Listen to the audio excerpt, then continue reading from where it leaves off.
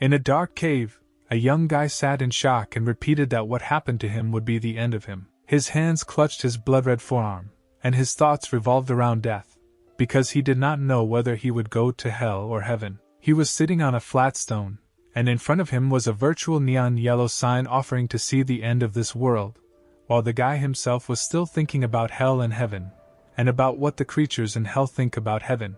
The sign with the inscription that he must see the end of this world continued to hang motionless in the air in front of his face. The guy looked down from her, and then back, continuing to wonder what he would see, and whether he would see the end. He leaned back exhausted on the stone, closing his eyes from fatigue and falling into memories. His name was Kyle, and they asked him about Becca, who was his sister, and someone's adult voice advised them to rest since the drive home was far away, while Kyle himself sat in the back seat of the car and carefully held his little sister's head.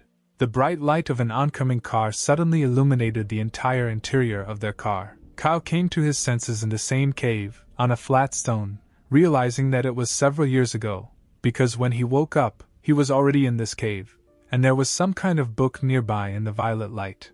The book was called Heavenly Harmony of Pure Art, and that was the only thing Kyle got here. He took this book because it was the last clue to return home, and in it was the only message that said that he needed to see the end of this world, and Kyle did not know if he would be able to return to his family if he followed this instruction.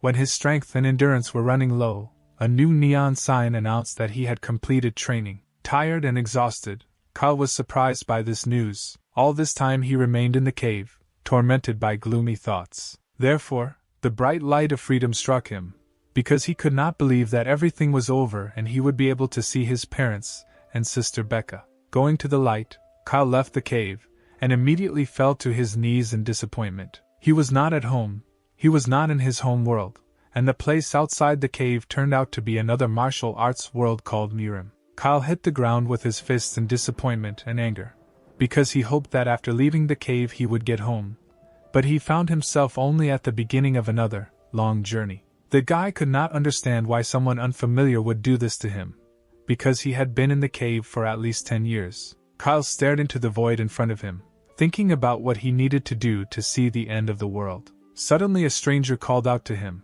saying that he had a nice outfit, and that Kyle was making so much noise that the man heard him. The man said that he wouldn't have done anything to Kayla just like that, but his family was now starving. The stranger was in a bit of static, looked shabby and looked like a robber, pointing a sword and threatening the question of whether the guy would become their food. Kyle was shocked by this situation, because he still had not recovered from leaving the cave. The bloody sword fell to the ground with a dull sound. Kyle backed away from the dead stranger, whose body lay lifeless on the ground. He was sure that he was not guilty, not understanding why everything turned out this way, and a lot of thoughts about the fact that this was the first time he had killed a person, that it was the only way out, and he had no choice. Like what he could not do something else, with doubts that anyone would do this, and he didn't know what to do, because the stranger had attacked him, and Kyle wasn't sure that this was not a dream, and whether he had really become a killer. A neon yellow sign suddenly appeared in front of him, informing him that Kyle's external level had increased. The guy hesitantly stood up, stopping near the corpse and thinking that apparently he really killed someone, and this led to an increase in his level. The first nervous chuckles escaped his mouth as he came to his senses. Nervous tension was released through laughter, and it became easier to accept the surrounding reality, because this message allowed him to intuitively understand what needed to be done. That book, Heavenly Harmony of Pure Art, taught him everything, and the levels that were written about there, increasing with each kill, they should help Kyle return to his original world, which means he needs to reach the maximum level. Therefore, in the present time, Kyle has turned into an invincible warrior, inviting the enemy to demonstrate his skills in the next battle. He threatened the head of the demonic sect with a sword while his assistants tried to somehow change the losing situation. Now in this world, Kyle was called the Immortal Sword Emperor, and he couldn't remember which sect leader was in front of him.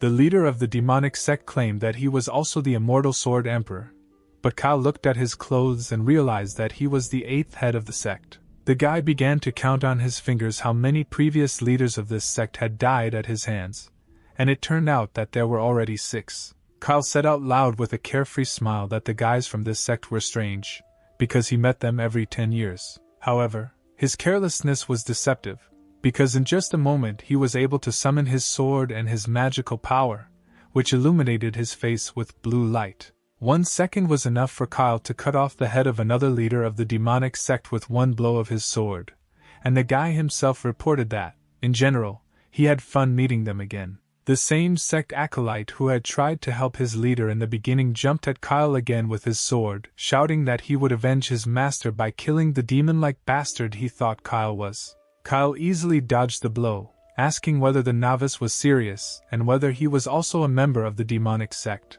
The guy easily caught the stranger's face in his palm, because he had unlimited strength. Using his magic, which flooded everything around with blue light, Kyle said that he liked the fighting spirit of this novice. He could not object, since due to Kyle's magic his body stopped obeying its owner. But Kyle didn't stop there, as his magic created an entire wall that divided the world around them into 2 parts with a large border. And behind this wall, the novice saw not that simple smiling guy Kyle, but an otherworldly demon with a frightening face, surrounded by blood. After only a moment, Kyle let the boy go, telling him that such a fighting spirit was normal for his age, and that he should learn something new and come to Kyle again. He added that if he returned, it could cheer him up. Leaving the novice alone in the gorge among the corpses, Kyle admonished him that he should become the next head of the sect. In the evening, the guy threw his sword aside in disappointment, upset that the head of the sect he had killed during the day was a dummy.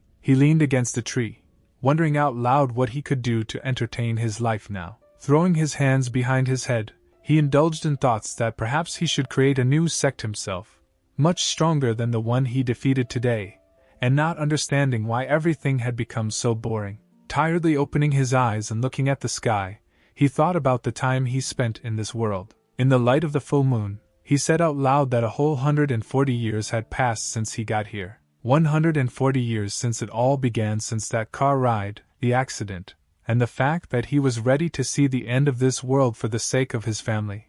But now he couldn't even remember their faces. If heaven did not exist for him, then this world became hell, and life became hellish day after day. Only Kyle was not going to indulge in thoughts and sad thoughts about the past for a long time, because he remained alive in this strange world. Suddenly his peace was disturbed by a new yellow board with new information. The first tablet said that his external and internal levels were equal to 50, and these were the maximum to achieve, and therefore he was congratulated on this achievement. The second sign announced that Kyle had fulfilled the unlocking conditions, and in particular, the last level Heavenly Emergence had been unlocked. But the most unexpected thing was the last sign, which announced that Kyle would be returned to Earth. The guy had no words to express his emotions, except for the question of whether the return would happen right now. New bursts of hysterical laughter were his first reaction, after which he admitted that he had already given up, which means that having received such permission to return,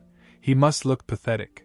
But the next thought made him come to his senses and fill him with anger and madness, because such a proposal could be an attempt to insult him. Kyle reached the maximum level, and having released his power, he asked the void if he could be considered a god, although it was a strange question on his part. He also believed that to become a god he must abandon all worldly desires. But remembering his family, his emotions always ran high, and he tried to understand if he had ever felt this way in his life. Seeing a sign asking if he wanted to return to the original world, Kyle understood that his family had probably already died, because many years had passed, and he only wanted to return home because of them. But now he only wanted one thing: find the creature that brought him to this point, and take revenge on him. A huge desire for revenge and death for the one who was to blame for Kyle being here filled the guy. It didn't matter to him who was involved or where he was. Kyle swore that he would definitely kill the person responsible for his presence in an alien world. All the guy's strength fell to the ground in one big avalanche. It was such a powerful release of magical energy that it could be seen from a great distance around. After all, the immortal Sword Emperor Kyle was finally ready to leave this world. He stayed in the world for 140 years, raising his level and developing his abilities, so that in an instant he could turn into a simple stream of information and be transported back to Earth, to his home world. On the day of Kyle's car accident with his parents in 2011, another event occurred. The blonde girl, dressed in the robes of a goddess and also accompanied by movement disturbances, knew more about this day than Kyle. After all, on that day a portal opened, and this day was supposed to bring horror that would threaten everyone very soon, and the goddess will do everything possible to ensure that humanity develops to withstand future threats, to withstand the horror that open portals filled with many red eyes will entail. Red eyes of huge monsters, because the goddess believes that people should not waste the blessing in vain. At this time, somewhere in another corner of the parallel world, someone's triumphant voice was heard in the silence. The chained man was glad that someone else's journey had finally begun, because he had waited so long for what happened, and he knew Kyle. In the real world it was already 2025, and in Korea, in the dungeon of the Red Wolf, a girl used magic to shoot from a bow. She shot at the huge red mutant wolves that were chasing the guy in the wasteland. The wolves were huge, had 4 eyes and huge fangs and were intent on killing anyone in their path.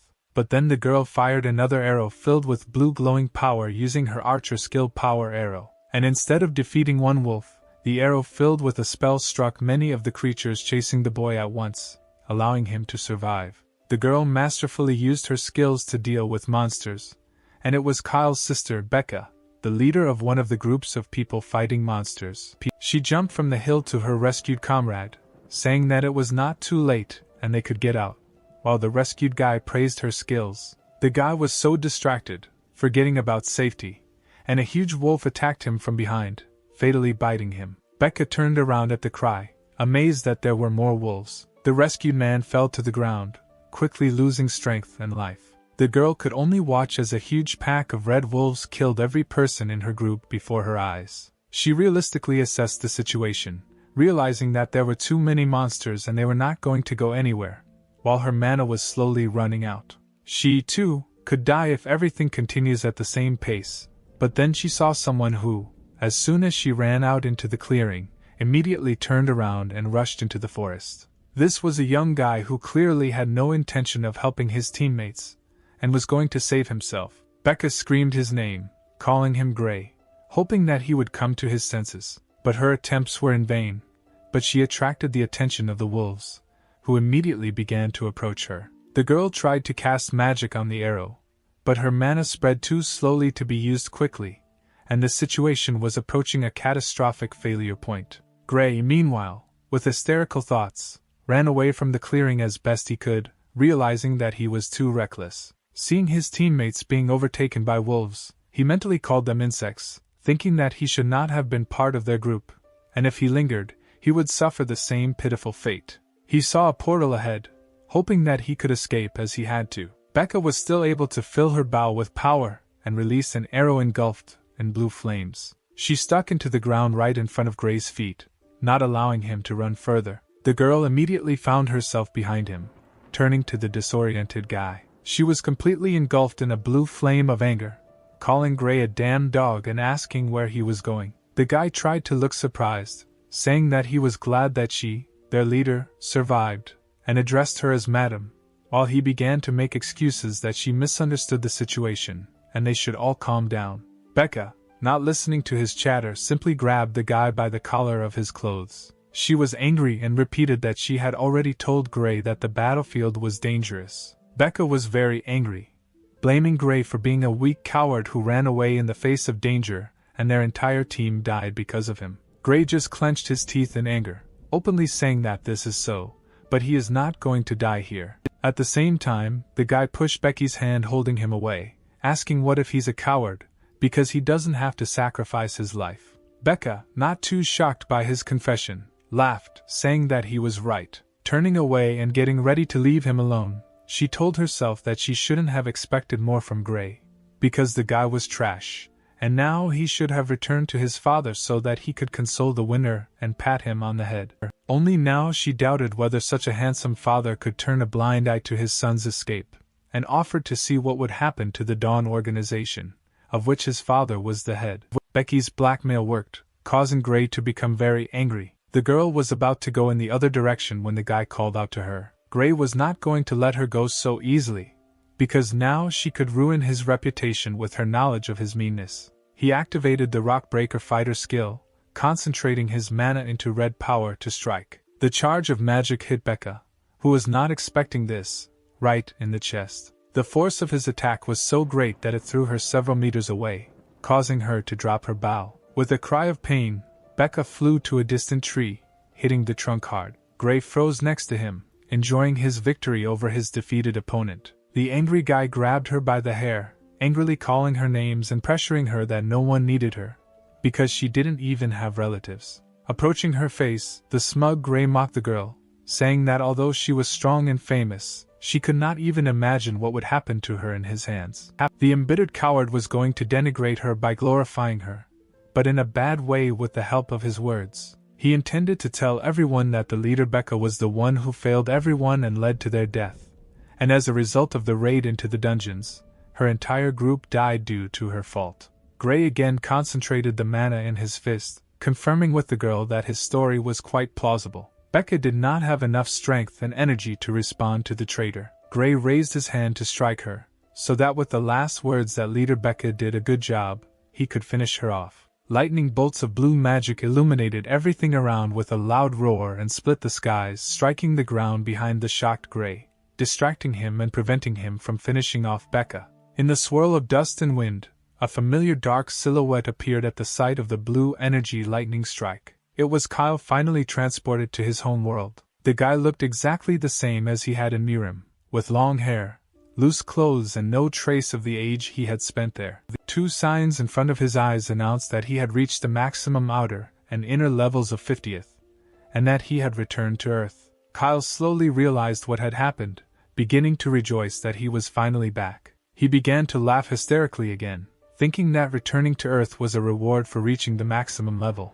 It was not serious, as if everything that happened to him was some kind of joke. But despite such a joyful event, Kyle did not forget about his desire to kill the one responsible for his disappearance. His desire for revenge was as strong as when he first thought about it. Gray, not understanding who was in front of him, called Kyle sick and said that he was talking to himself. Gray was uncomfortable with the fact that someone suddenly appeared from the thunder and screamed murder, and if the stranger could teleport, he must have been a magician. The traitor brazenly tried to address Kyle, ordering him to tell him where they were now. But Kyle ignored him, simply walking past him like he was an unimportant bug. Gray was starting to get angry that the stranger was ignoring him, while Kyle noticed the girl was unconscious. Kyle clarified whether Gray had a duel to the death with her, since she was dying. Gray didn't like this, since now there was one more extra witness. As Kyle bent over the girl, the traitor realized his mistake. Gray realized that he had made the wrong choice again,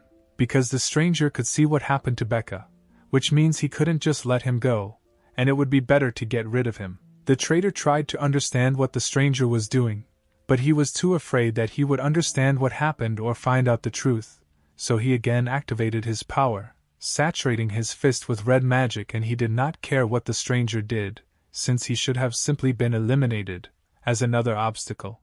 Gray called out to the stranger, but Kyle was busy examining the girl in front of him, including experiencing shock, as he recognized her necklace. Kyle gently touched the girl's cheek, peering into her exhausted face. During this time, Gray lied that he and Becca were enjoying a duel to the death, and pretended to lie that he wanted the gods to return the girl. Only the traitor did not experience these feelings, but only distracted the stranger with conversation in order to reduce the distance. After all, he had already concentrated enough power to attack Kyle from behind, shouting that he would follow the girl to his death.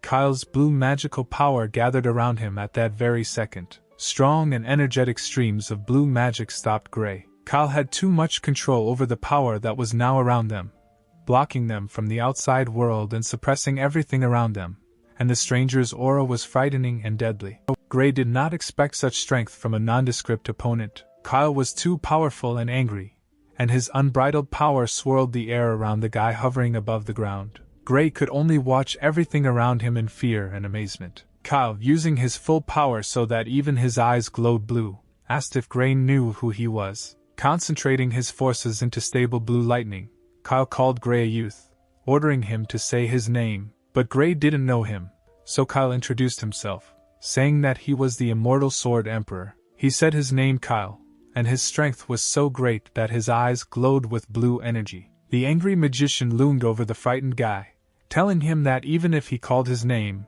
it would not help him. From the finger that Kyle touched the traitor's forehead, a small ball of bright neon blue light was released. It was a charge of energy, which in the next moment destroyed everything in its path with a large and powerful beam, burning through space many meters ahead, sparing neither stones nor trees. And from the outside it was clear that the energy explosion generated by the small ball had reached colossal proportions, leaving its mark for many meters around. When the energy of the blow was exhausted, only a charred place remained from Gray's head, as well as behind it along the trajectory of the blow. It was very easy for Kyle to remember his name, because he was in his home world. He stood behind the still unconscious girl, coming to his senses. Turning around in blood and with a half-crazed smile, Kyle told her, addressing Becca by name, that her older brother had returned. Becca remembered her childhood on that fateful day in 2011, when her parents, not for the first time, told the upset girl that it was time for them to leave and they could not stay where she wanted,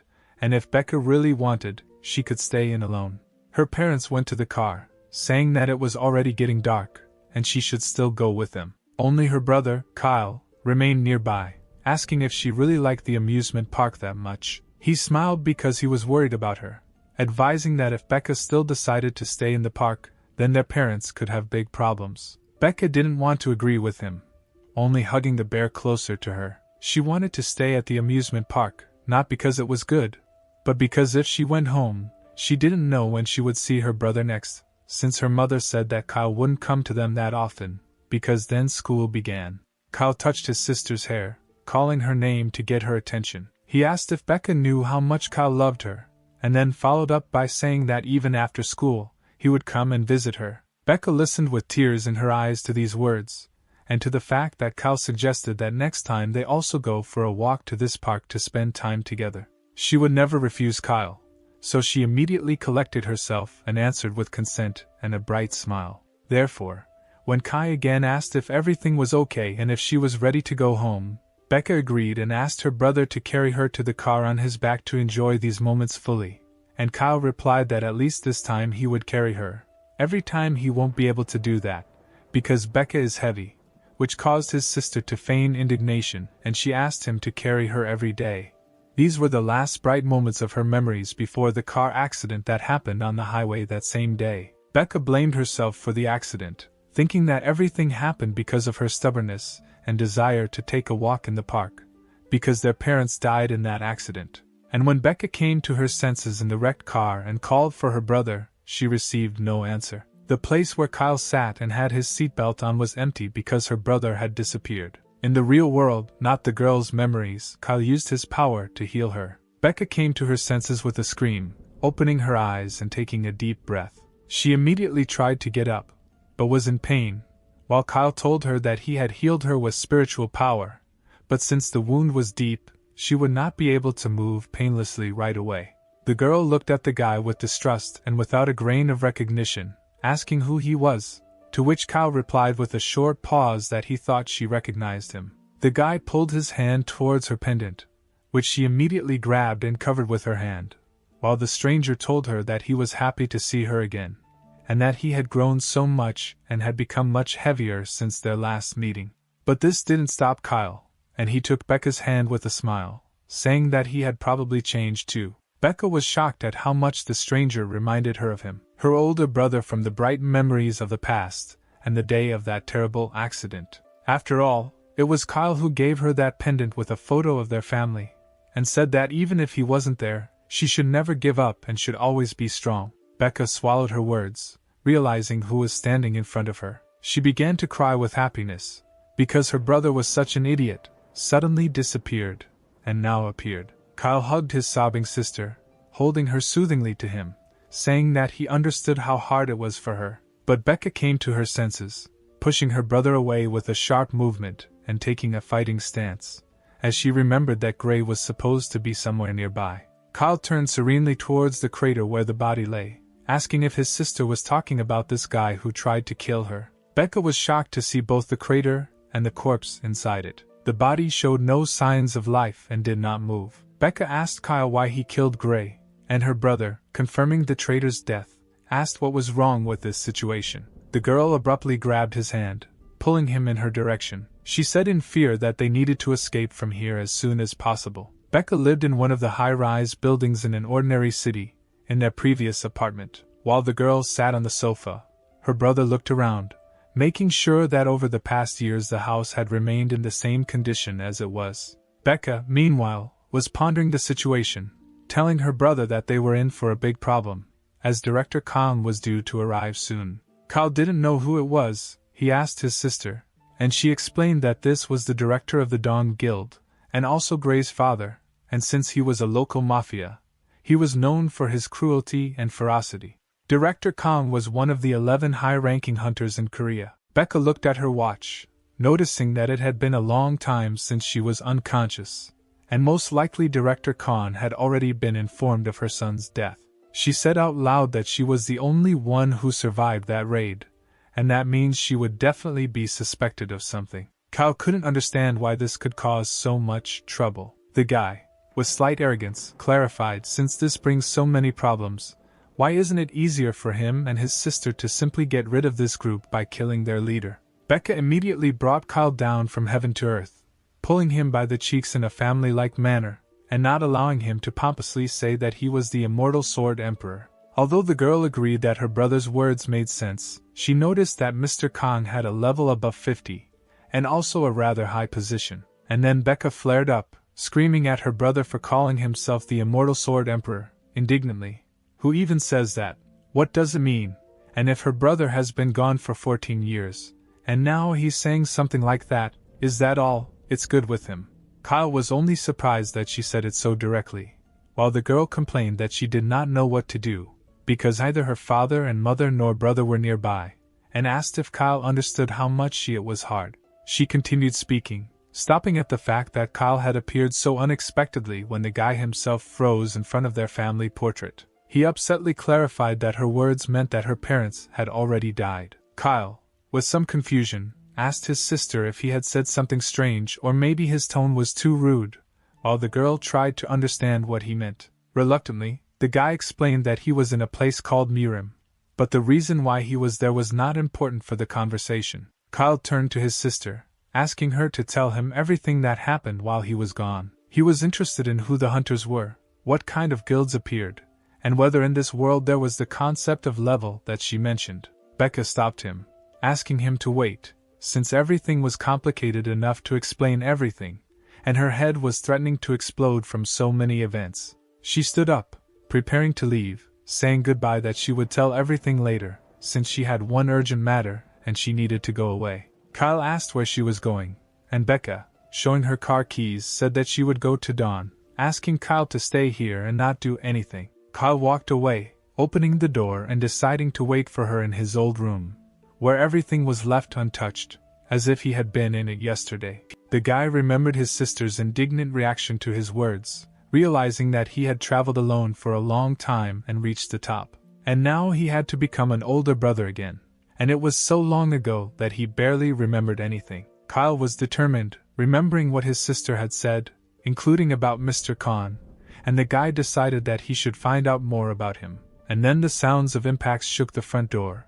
disturbing Kyle's peace. Several strangers were near the apartment with bad intentions. One of them used a magical purple seal, channeling his power through it. He grinned bloodthirstily, clearly planning a crime. So these three, using the seal and purple power, broke down the door to Becky's house. Kyle saw them from the hallway, hearing the question of where his sister was. The girl's older brother guessed who the guys were who smashed the door to their family's house. It was the director of the group, Dawn Can, who was looking for Becca. At that time, the girl in her car reached the business center, where the second largest guild headquarters in Korea was located, the Dawn Guild. Becca was worried that she had simply walked away, leaving Kyle alone in the apartment. She hoped that Director Kong did not have time to do anything, and that he could grab her as soon as the girl entered the building. Wondering who to ask for help, Becca was standing by her car when another girl called her name. It was Alice Libora, deputy head of the Dawn Guild, who was asking Becca what she was doing here. Becca asked the girl where the head of their guild was, having learned from her that Mr. Khan had gone somewhere with the head of the raid, John. Alice asked the drooping Becky what had happened to her. Becca looked thoughtfully and decisively at the deputy head of the Dawn Guild, mentally reflecting on her position and status. Alice Libora was one of the 4 strongest hunters, and although everyone around her knew her strength, few understood it. Becca didn't think about it for long, because her situation was hopeless, and there was no one else to turn to for help. So she clenched her hands into fists tighter, preparing to tell the girl opposite the whole truth. At this time, 3 members of the Dawn Guild froze on the threshold of Becky and Kyle's house. Kyle was angry that the intruders had come without warning. He asked if the most impressive thug among those who came was that same Can, and whether his parents really didn't teach him to knock on doors and not break them, to which one of the guild mockingly clarified that maybe they should go out and then knock politely for him to open, indignant that they didn't come here for a housewarming party. Here, the same impudent guy asked Becky's brother who he was, and Can left the guy, pulling him back and forcing him to stop the squabble. The guild leader said that everything is not important, and he only cares about where Becca is now. Kyle was not going to make the situation easier for them by asking if they were really looking for Becca or the one who killed Gray, and if the latter, then it was he who killed Kong's son, which plunged the head of the guild into an angry shock. Mr. Kong screamed in frustration and anger as he released his strong red magical energy into the world around him. But this did not bother Kyle, and the guy said that since his title from Mirim sounds so strange in this world, then he should be called Mr. Kyle Benet, after the name of his family. And since everyone understood everything, then they can start, and activated your blue magical energy, concentrating it in your hands. The guy allowed Khan to start because he wanted to see his skills, and the man concentrated all his power into the hammer to deal heavy damage to the daring guy. They prepared for a clash, each using their accumulated energy, which for Khan was red and concentrated in a hammer that transformed into a sword, and for Kyle was blue and looked like lightning around his hand. Meanwhile, Alice, having heard from Becky the story of what happened during the raid, enthusiastically said that she wanted to see the girl's brother, and they should hurry. A fight began in the Benet house, and a sharp swing of red energy left a large noticeable mark in space. With his blow, Khan unleashed the full power of his power on Kyle, who was easily able to dodge the blow. The guy watched with interest that there were also mysterious forces in the Tao, and in this case they were similar to the spirit of the sword, or its energy. Only Kyle saw that the source of these powers was different. He wondered if this was the power of the hunters that his sister Becca spoke about. The guy remembered how at the moment when he returned to this world, Gray, who attacked him, used the same strange power. Kyle thought it was funny and unusual, and he told himself that it was worth studying. Mr. Ken, meanwhile, overwhelmed with anger and despair, was preparing for a new blow, concentrating all his power in the sword. He swung his sword left and right, galloping towards his opponent, and using his warrior skill called sequential attack. This allowed him to quickly and presumably unexpectedly approach Kyle. The guy just stood still and didn't move, not at all frightened by what was happening and not paying attention to the red flashes of magic. Khan hit him with a backhand with concentrated force, intending to cut him in half, but nothing happened. The red magical energy did not cause any harm to Kyle, slowly dissipating near him. The guy told Ken, embittered and amazed at the futility of his blow, that this was enough, and Kyle saw everything in order to understand what the director of the Dawn Guild was capable of with his amazing and incomprehensible power. It turned out that the guy managed to block all of Khan's powerful attacks with his bare hands, and they didn't even push him away. The guy was so strong. Kyle, with his blue eyes glowing from the magic he was using, ominously asked Mr. Ken whether there were really 10 people in Korea as strong as him.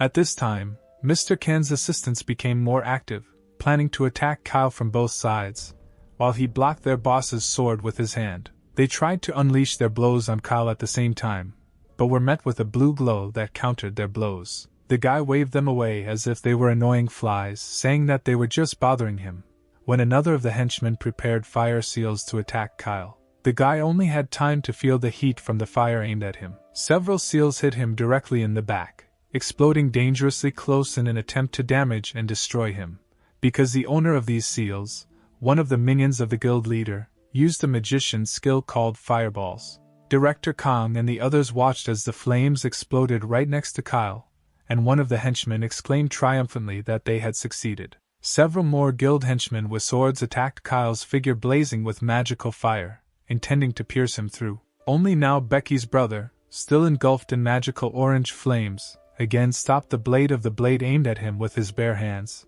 in addition reporting that the attackers had exceeded all his expectations. True, with the next phrase he doubted his words in anger, also easily breaking the attacker's sword, as if it were made of plastic. The eyes of the guild minion opened in horror, because he did not expect this. Kyle activated his power again, which immediately engulfed his body in blue magical fire, dispelling the orange flames and throwing back the attackers. The minions could not understand why he was so strong and what he was doing. Kyle simply shook off his clothes, as if he was shaking off not the consequences of someone else's attack, but light dirt. He glanced briefly at the calendar, finding confirmation of his sister's words that he had been gone only 14 years, although he had been in Murim much longer. But now, when he assessed the abilities of the minions of the Dawn Guild who attacked him, he realized that their level was quite good, but the abilities were similar to innate talents that had been developed over 1,000 years.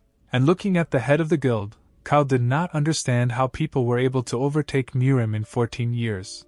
And such as the head of the guild and his minions could only be found a couple of people in each generation, which was absurd and did not fit in with reality.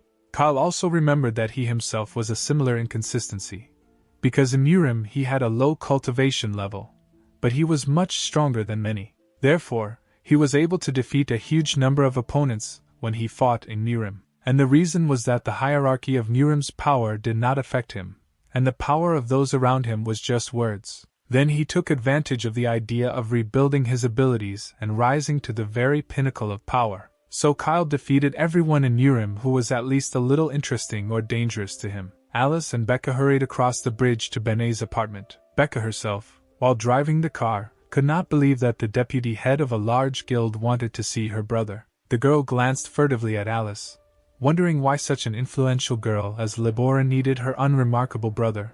Besides, the difficult question remained whether Alice was a friend or an enemy for them.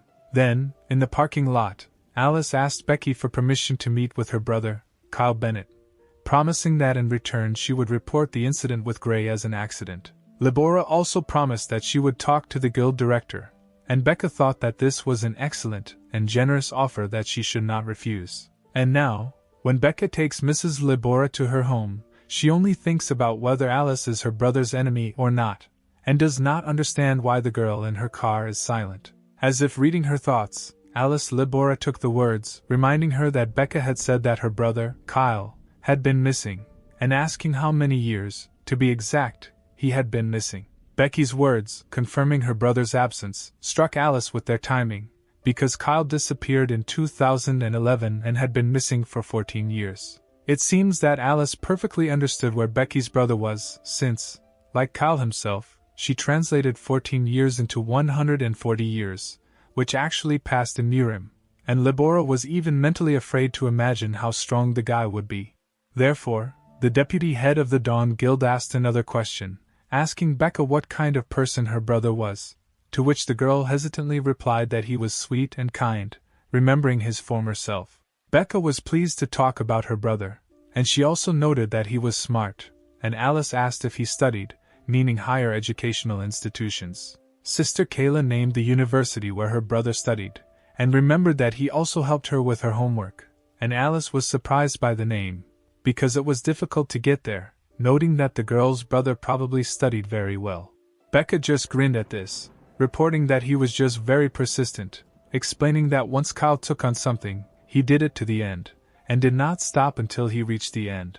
At this time, in the Bennett family's apartment, Kyle pointed his finger at another henchman of the head of the Dawn Guild, standing a short distance away. Becca's brother, completely ignoring the fierce attacking swordsman from behind, asked the guy he pointed his finger at to use his strange aura again, because he had never encountered such power in Murim. Having repelled the swordsman's refusal from behind with one right hand, Kyle threateningly asked not to interfere with him, since he was not interested in this attacker. The guy Kyle pointed out earlier had no choice but to activate his blue circular rune diagrams, from which ice crystals immediately appeared, which he directed at the stranger.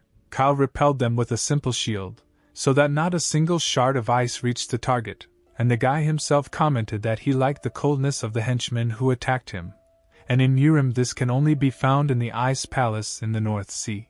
Remembering the ice dragon, Kyle brought his hand to his face with the help of magic, causing fine frost to appear around his palm. A moment later, he turned this frost into huge ice dragons, which were summoned to attack the guild's minion who attacked him with ice crystals. The short-sighted Ice Lord was immediately frozen by the ice dragons, unable to withstand Kyle's strength. The henchman with the shield only managed to shout for help in an attempt to escape, but Kyle noticed his escape as soon as he turned towards the sound. It turns out that the henchman could not leave the apartment after colliding with the bluish magical barrier created by Kyle, and no blows of the fist or appeals to the leader could help him. A bright blue beam pierced the head of this henchman with a shield, killing him on the spot. Khan called out to the shield keeper who had fallen to the ground, while Kyle noticed that the warrior with the shield should stand in the vanguard and stop the enemy's attacks, and this one cowardly ran away, showing his back. Kyle found himself behind Guild Director Khan, announcing that it was his turn. With a grin, he clarified to the man that he did not expect this, and asked if everyone here was so cowardly. At this time, the man tried to feverishly figure out who was in front of him, and why such a young guy possessed both ice magic and protection, and could emit a strange beam from his fingers, not understanding what it was, and doubting whether it was magic, and not understanding how a mage can stop his attacks. Khan noticed that if he paid attention to the world around him, despite the large scale of their battle, absolutely nothing in the house was damaged. Wondering if this was an accident, Khan called Kyle a bastard, asking what he did magically to this place, and if he was preparing for their arrival. Kyle answered the man with a grin that he simply used the soul of his sword and covered the entire space around with it, because he had not been home for a very long time, and he could not allow the guild members to destroy everything around him. The guy remembered the past, realizing that he could not explain it in more detail, since it was difficult, but he explained that as soon as the intruders entered this house, they immediately found themselves in a world controlled by Kyle. The Dawn Guild president became angry at this response, activating his power again and preparing to attack Kyle, believing him to be a monster. The man did not intend to die in this place, so he gained enough strength to activate the Berserk skill. He used up most of the red magical power swirling around him and used his next skill called Fury. Kyle, as always, calmly watched what was happening, generally agreeing that for some he could be a monster, but the red flashes of someone else's magic did not frighten him at all, and he only thought out loud that the aura around Ken had increased, and so far Kyle didn't know what the man was going to do next. And the guild master readied his magic-filled sword once again to attack Kyle in rage mode. He used the same technique, throwing a lot of hard and fast punches in an attempt to hit the guy, but Kyle had no problem dodging it, as if he could see all the movements in advance. Becca replied that this did not make Khan any better, but on the contrary, as if he had lost his mind and become crazier. Kyle directed his power into a sword lying on the floor, broken at the end, filling it with blue magical energy and lifting it from its place, calling to him. He no longer had any desire to stand on ceremony with the guild master who disturbed his peace, so he simply prepared for the blow, adding more of his strength to the sword. One precise swing of the blade was enough for Kyle to hit the man, fatally cutting his body. The guy himself simply passed his opponent without receiving a single scratch. All Khan had time to do was try to call Kyle a monster again, to which Becky's brother said that he should know his place. Turning around covered in blood, he noticed that Ken was simply nothing in front of the immortal sword emperor that was Kyle. Soon Becca brought Alice into her apartment, inviting her to come in and pass,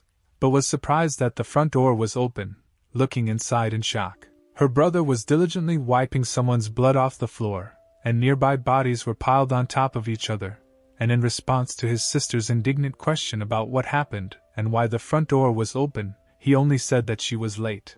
Wringing out the blood-stained rag, Kyle simply said that his sister shouldn't be surprised, because these were the guests he brought to their housewarming party.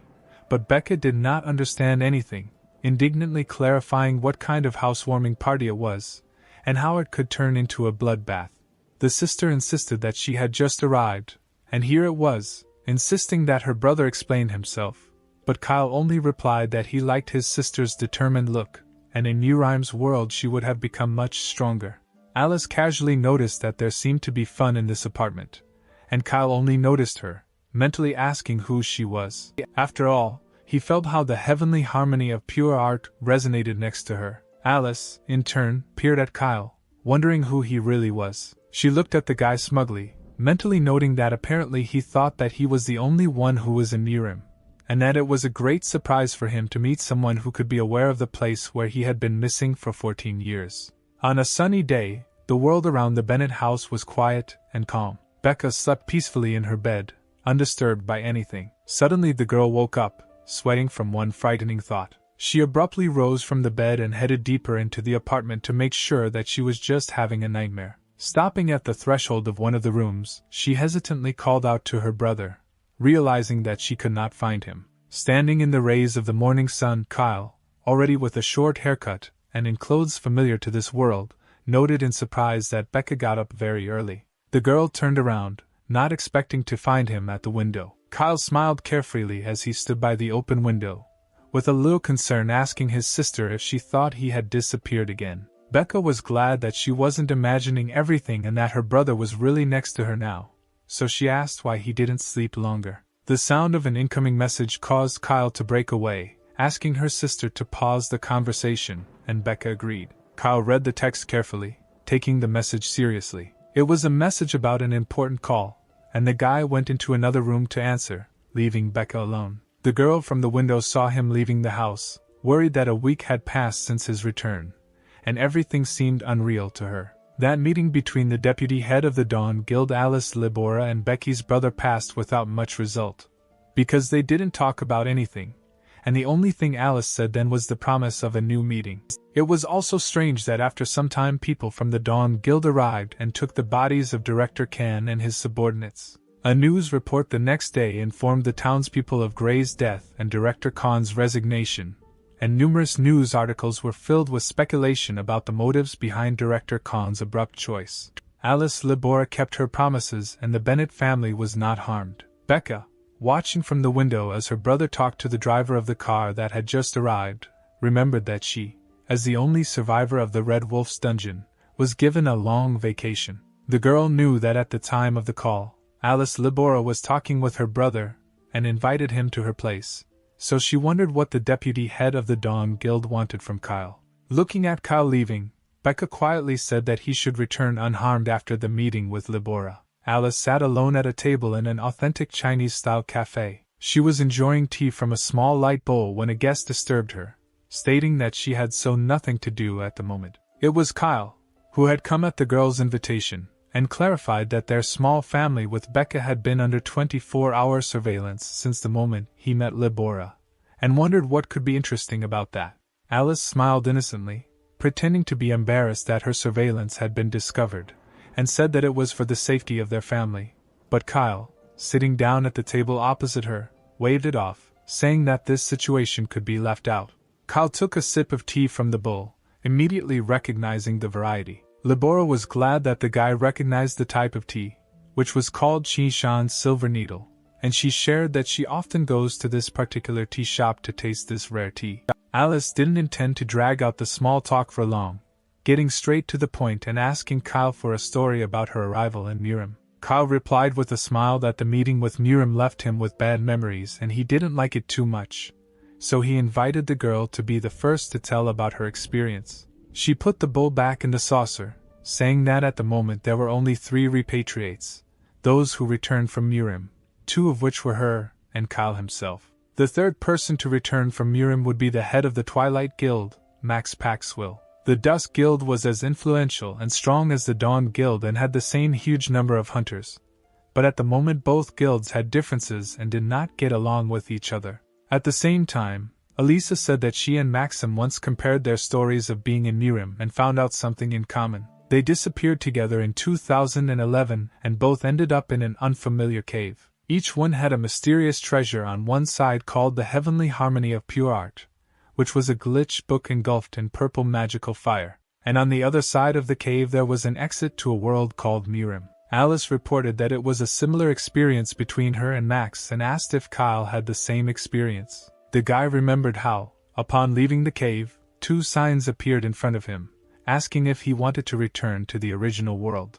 And if his desire to return is great, then he needs to see the end of this world. Kyle confirmed that in his case everything was the same, and Alice continued that they were able to return to the ordinary world only a few years later, and when they returned, here, in their home world, the era of hunters and dungeons began. And about Murim, in which they spent some time, she never found anything, noticing that the changes in their real world were connected specifically with Murim. Alice asked the guy if he knew when the conditions of the hunters and dungeons appeared, and Kyle replied that it was 14 years ago, after the revelation of the goddess. It was that girl in light robes who was worried about the fate of this world. Alice confirmed that this was true, and after the goddess's revelation, dungeons, monsters and hunters suddenly appeared, and with them classes and skills. Altogether it became very reminiscent of RPG games. The girl finished her story, asking whether Kyle had any questions, and he clarified how exactly he and Max returned to Earth, whether they reached the end, to which Alice easily replied that they returned as soon as they died there. She asked if Kyle had returned back like that, and seeing his depressed and upset state, she asked what happened and maybe she said something wrong. The cup in Kyle's hands cracked with the realization that there was no need for him to disappear in Nurem for so long, and he could have just left. Outwardly the guy was smiling, but inside he was raging with a whole storm of negative emotions from the realization that he could just end up back. Mentally, the guy asked the goddess if she sent him there, while hundreds of notice signs were in front of the face of the chained stranger, and Kyle continued to ask why all this. The stranger in chains smiled ominously, while Becky's brother continued to lament that his reward for 140 years in Nurem was simply reaching the maximum level for which he was sent to Earth, and Kyle believed that this was a small reward and he worthy of being awarded more. Angered by such realizations, Kyle was loudly indignant that the reward should have been at least an answer to his question, because he achieved everything with sweat and blood, and the goddess did not even give him answers. Alice, whom Kyle was looking at that moment, looked at the guy in fear and confusion. The guy quickly switched gears and asked why the girl invited him and what she wanted from him. Taken by surprise by such a sudden change in her guest's mood, she looked away, asking if he would like to take a walk. Alice began by calling not only the guild president Max Paxville and his entire Twilight Guild an enemy to Dawn, saying that they already had a tense relationship with them, and frequent conflicts day after day, and now, after the death of the director Kana, will only get worse. Since Kyle was the one who killed Mr. Khan, who was one of the main forces of the Dawn, he must take responsibility. Alice invited Kyle to join Dawn and promised to give him a high position, fame and fortune, and she was sure that he should not refuse such a good offer. Kyle looked away, noting that it was difficult for him to ignore the remark of his sister's boss. At the same time, when the guy looked directly at Alice, he said that despite the circumstances, he still refused her. Turning around, he was about to leave when the girl stopped him by asking why he was refusing, and Kyle had to explain that he was going to be on his own. He took a few steps, turning around to explain his answer. Kyle smiled, clarifying whether she would agree to submit to someone weaker than herself, hinting that his strength was higher than the entire Dawn Guild. Alice looked with disbelief at the smug boy in front of her, assessing his capabilities. It didn't take her long to take her next step, inviting them to test which of them was weak. Kyle thoughtfully asked if Alice knew that 1 year in their world is equal to 10 years in Nurem, and once again said that he had been there for 140 years, putting pressure on the fact that this alone should be enough in their dispute. Alice reasonably noted that age is not proportional to skills and strength, and the guy agreed with her, adding that any person who lived in Nurem for 300 years would not become stronger than Kyle. Alice asked if the guy was sure of this, and activating her power, she created a small purple magic ball. Saying the order to open the barrier, she sent a stream of energy forward. He rushed across the grass towards Kyle, leaving a purple trail behind him. Having drawn the border across the clearing, the magic ball almost reached the guy. Freezing at the end of the clearing, the ball hovered several meters above the ground. A moment later, it flashed with a bright flash because Alice activated her origin skill called Shadow Play. Kyle was still assessing the effect of the spell, which outlined a limited space around them, noticing that some of his feelings had left him, and the space around him had become darker. He also estimated that the radius of action was 50 meters, and in Nurem it would have taken quite a bit of time to create such a shape and effort. Alice, watching with the guy how the ordinary world remained behind the canopy of the spell, explained that this was her origin skill. She said that what was happening could be considered the creation of a new space that imitated the real world, and from the outside it looked like they just disappeared. Alice, stepping forward, again noted that such a skill was called Blood Plum Blossom in Nurem, and she had never failed an assassination mission after using it. Kyle noted to himself with a grin that it was now clear why she could easily kill, and also clarified that their fight would now be comparable to a fight against water with tied hands. The girl, having activated first one and then the other sword with the help of her magic, which enveloped the weapon in bright crimson flashes, said that it was easy to get out of this space, and you just need to kill her. Swinging her blades, Alice looked frightening, adding that the second way to get out of the illusory world was the death of Kyle himself. Kyle took her words too lightly, noting that it was quite funny that she was trying to kill him, and noting that such a skill could be used for more than just locking. The girl did not have enough self-control to stand on ceremony with the guy, and she made a sharp lunge, trying to reach his neck with her blade. Approaching Kyle, Alice agreed with him, without stopping the attack. Only all the attacks and attempts to reach Kyle were unsuccessful, and the guy easily dodged, not allowing himself to be harmed. Alicia took a step back to swing for another strike. She used all her strength and skills to attack the enemy with lightning speed from many sides at once.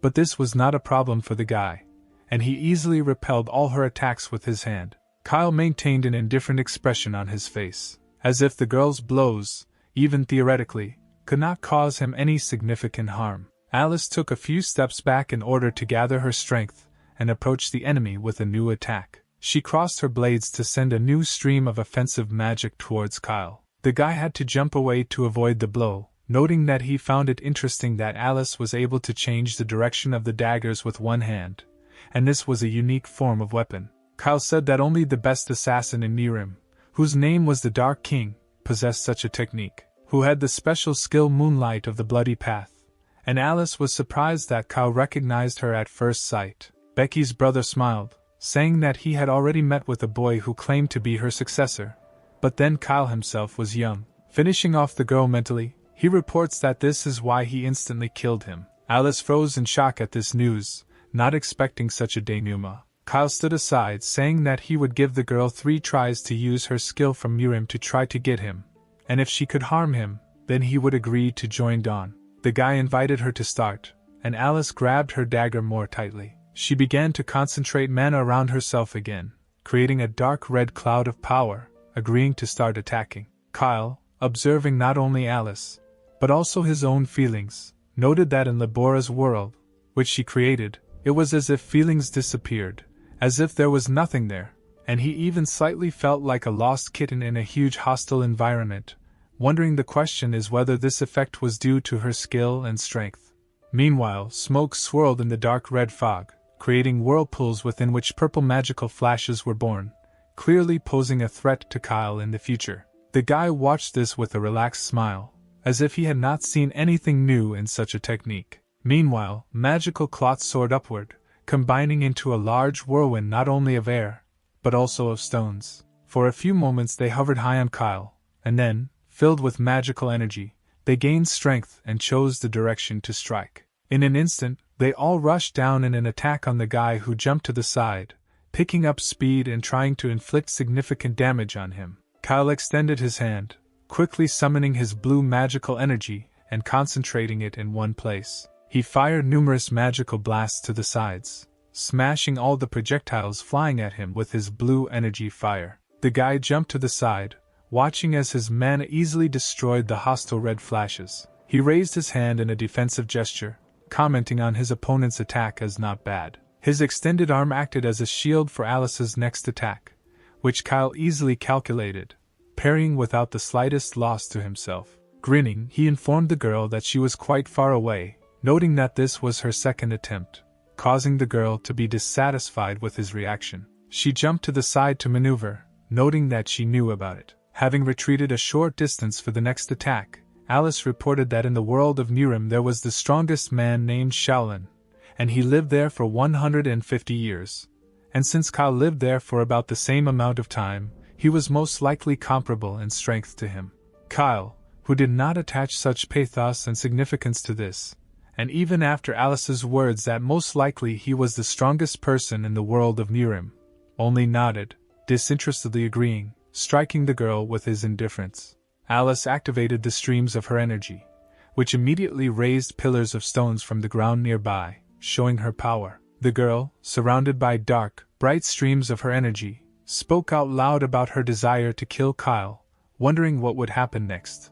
Will she become the strongest among Nirim, at this time surrounding Kyle with streams of her powerful dark energy mixed with the stones. The guy, serenely watching what was happening around, grinned, saying that she was most likely right. He continued to watch as Alice lifted many large stones from the ground with the energy flows of her mana, concentrating small flows into one large one, and wondered if she would have enough strength and power so that she could actually kill him. The girl did not listen to him, fully concentrating on using her power, which filled everything around with magical cords, lifting everything up. Alice used all her strength by using an assassin skill called Shadow Daggers. A large pillar of energy and stones formed behind her easily obeyed her when using the skill, and the girl, waving her arms crosswise, directed all the magical daggers towards her opponent in a deadly attack. Kyle deliberately stood in one place, watching as the magical energy entwined with the stones turned into deadly cords heading straight towards him. The guy used just one skill called Sword Soul to create a small beam of energy and protect himself, but its power was so great.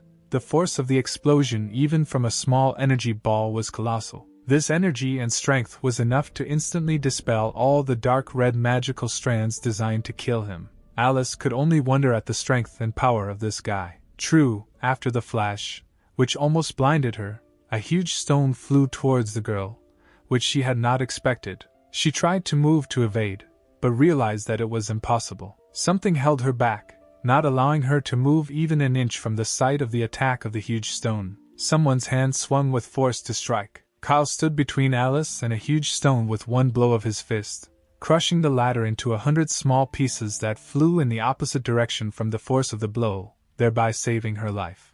Alice looked fascinated at his hand, which was completely undamaged by the blow, and Kyle himself said with a smile that this was her third attempt, but if she wanted, they could continue. The girl, trembling from the horror of imminent death, answered with a short pause that no, she would not continue, admitting that she had lost. The pink curtain that separated their illusory world from the real one slowly dissipated. Alice promised Kyle that this would not happen again, and asked permission to ask one thing. The girl was slightly wounded, while Kayla didn't have a scratch, and she wanted to know what the guy had done, because for a moment it seemed to her that she was fighting an invincible creature whose capabilities went beyond the boundaries of this world. The guy slowly sank to the ground, crossing his legs to tell her in detail why this happened, starting with the fact that he assumed that this would happen if they fought in that illusory space, and that if an ordinary person were there, he would immediately killed, even if his strength was beyond the bounds. Alice listened in shock to the guy's words, surprised by what he said, because she was able to survive. She tightened her grip on her dagger, asking one simple question to find out just how strong Kyle was. He noted that the girl was very effective at combining her martial arts with skills. This was the answer. In addition, the guy noted that he would like to return to their previous conversation. While Alice was hiding her twin blades in her magic pocket, he said that he would still like to accept her previous proposals for cooperation, but on his own terms, which included financial support for Kyle and his family, as well as providing them with information, for which the guy himself will help the Dawn Guild. The only condition remained that he still did not intend to become a member of the guild, intending to maintain his status as an outsider. Kyle suggested that Alice evaluate this in the form of an alliance, since the guy did not want anyone to command him or help him. The girl, having listened to him thoughtfully, after a pause, replied that she agreed to his conditions, and asked him to promise one thing. Alice asked Kyle Becca that besides the Dawn Guild, he should not support any other guild including Twilight. The guy got up from his seat with a smile, saying that she shouldn't even promise such a thing. Extending his hand to Alice, Kyle introduced himself once again, giving his title as the Immortal Sword Emperor, and saying that he would not betray his word. Mentally he added that in general this was part of his plans, since he was going to fight with the strongest of this world, and out loud he asked the girl to remove all the security and surveillance that she had placed on their family, saying that he tolerated them only because his sister's work, but now he doesn't know what could happen to them, hinting to the girl that she should understand what he is warning about. And Alice did not answer directly, once again reminding that she was not going to harm their family, and Kyle thanked her for understanding this situation, hoping that she would remove the surveillance voluntarily, meanwhile paying attention to the girl's injury. And the next moment the guy tore off part of the sleeve of his outer shirt. Kyle handed this piece of fabric to Alice with a request to forgive him, and she could only look at him blankly, clarifying what he meant. Becky's brother explained that he provoked the girl into her attacks with his talk about 3 attempts, saying that his true goal was to see her skill as one of the strongest people in this world. Therefore, he was embarrassed that she was injured as a result of the battle. Alice answered with a grin that, of course, she thanks him for his kind word, but there was nothing terrible about her wound, since thanks to his strength she was able to muster the determination to kill Kyle, to which the guy embarrassedly noted that the girl herself had been aiming at him from the very beginning vital organs. Meanwhile, Kyle wanted to ask about one more thing, clarifying why in the world of Nurim Alice chose the path of a killer. The girl just grinned, noting that she didn't think that Kyle was thinking about such a thing, because in that first cave, where all those who entered the world of training ended up, she almost went crazy, and she had an insane desire to kill someone, so she stopped on this path.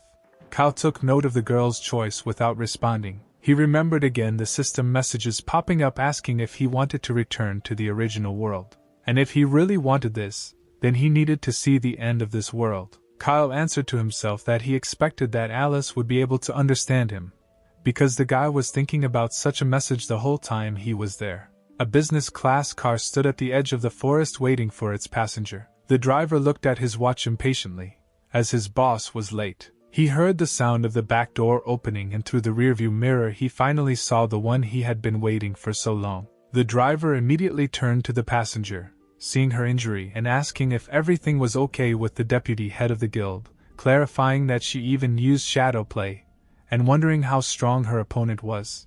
Alice only noted that even such a powerful technique did not allow her to touch her opponent with a dagger, and he exceeded all her expectations. She spent too much energy, which eventually ran out, which the driver could not believe. Remembering the fight, Alice realized that Kyle had never even attacked her. Moreover, the girl had no idea how he blocked her daggers. Her mood was too depressed after the fight, especially when she admitted complete defeat. The driver said that he thought it would be better if Kyle Benet did not join the Twilight, and asked if the deputy head of the clan had thought about sending the guy to the Sun Festival. Alice, whose shoulder was bandaged with the shirt of her former rival, said that to stop Max Paxville they definitely needed Kyle Benet, and she was ready to do anything for it. The girl remembered the frightening feeling of danger and Max's instruction that wisdom was with him, and she had to follow his will. He argued that the girl was obliged to obey the heavenly warrior, and Alice, either following those precepts or choosing her own path, told the driver that they must do their best to help Kyle Benet. Kyle returned home after meeting with Alice, informing his sister of his arrival. Becca ran into his arms excitedly as soon as she saw him. The guy didn't expect his sister to be so worried, asking what happened. But his sister was not only happy to have him back, she was also angry with Kyle. After all, she could not find a place for herself from excitement while he was away, asking next time not to go anywhere, not to take risks and just stay at home. Becca was haunted by memories of the past, and she shared her experiences with her brother, saying that every time he leaves, it seems to her that he will never return. Kyle touched the girl's head, saying that he understood her feelings. At the same time, he warned her that he wanted to become a hunter, which contradicted his words about caring. This news upset Becca, and she asked Kyle if he really wanted to die, since he chose this way. The guy showed her a small cube shimmering with all shades, saying that Alice had given it to him, calling it a mystical cube.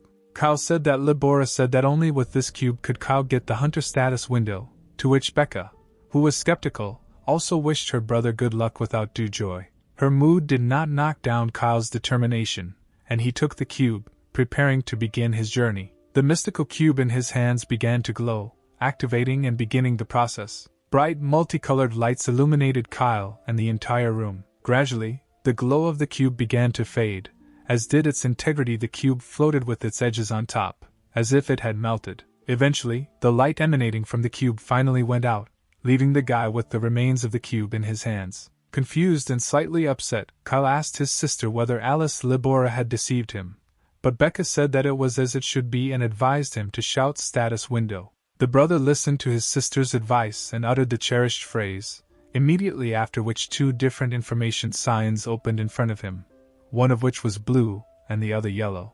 The yellow one was a status window from the world of Nurim, and Kyle had never seen it before, but it showed his strength from that world, informing him that his level was 100, which was the maximum, and all other skills were also developed at the maximum level.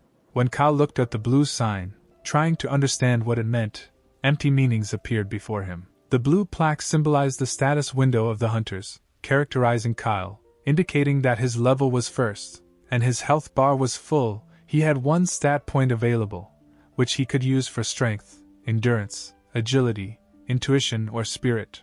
What Becca was most interested in about this brother's sign was what grade her brother had. But when she saw the required line, she froze in shock, because the sign said that Kyle did not have a class. Delighted by the negative result, she told Kyle with a joyful smile that even though the hunter was definitely not his, he should just forget about it.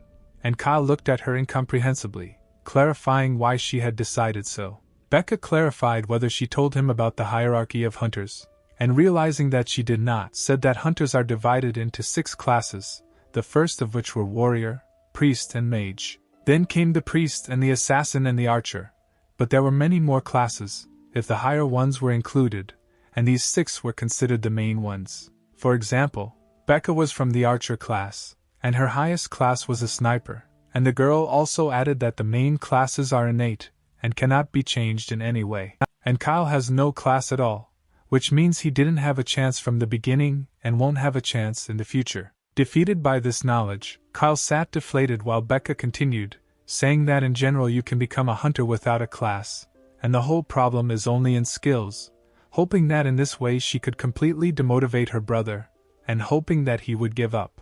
To increase his level, according to Becky's story, the hunter needed experience, and points could only be obtained by defeating a monster, but this required skills. And unlike hunters with 6 main classes, hunters without a class did not have these skills, and they could only be obtained using a skill cube. But the cheapest hand-to-hand combat skill cube cost 20 million, and the fencing skill cube cost 25 million, which were huge sums. Becca frowned, turning her gaze to Kyle. The sister asked him if he had money with a demonic smile, causing Kyle to turn away. A sudden realization struck Kyle, preventing him from losing heart. He had Alice Labora, and the deputy head of the Dawn Guild must have a lot of money, and this thought cheered Kyle up, and made Becca turn away in annoyance, upset that she could not dissuade her brother.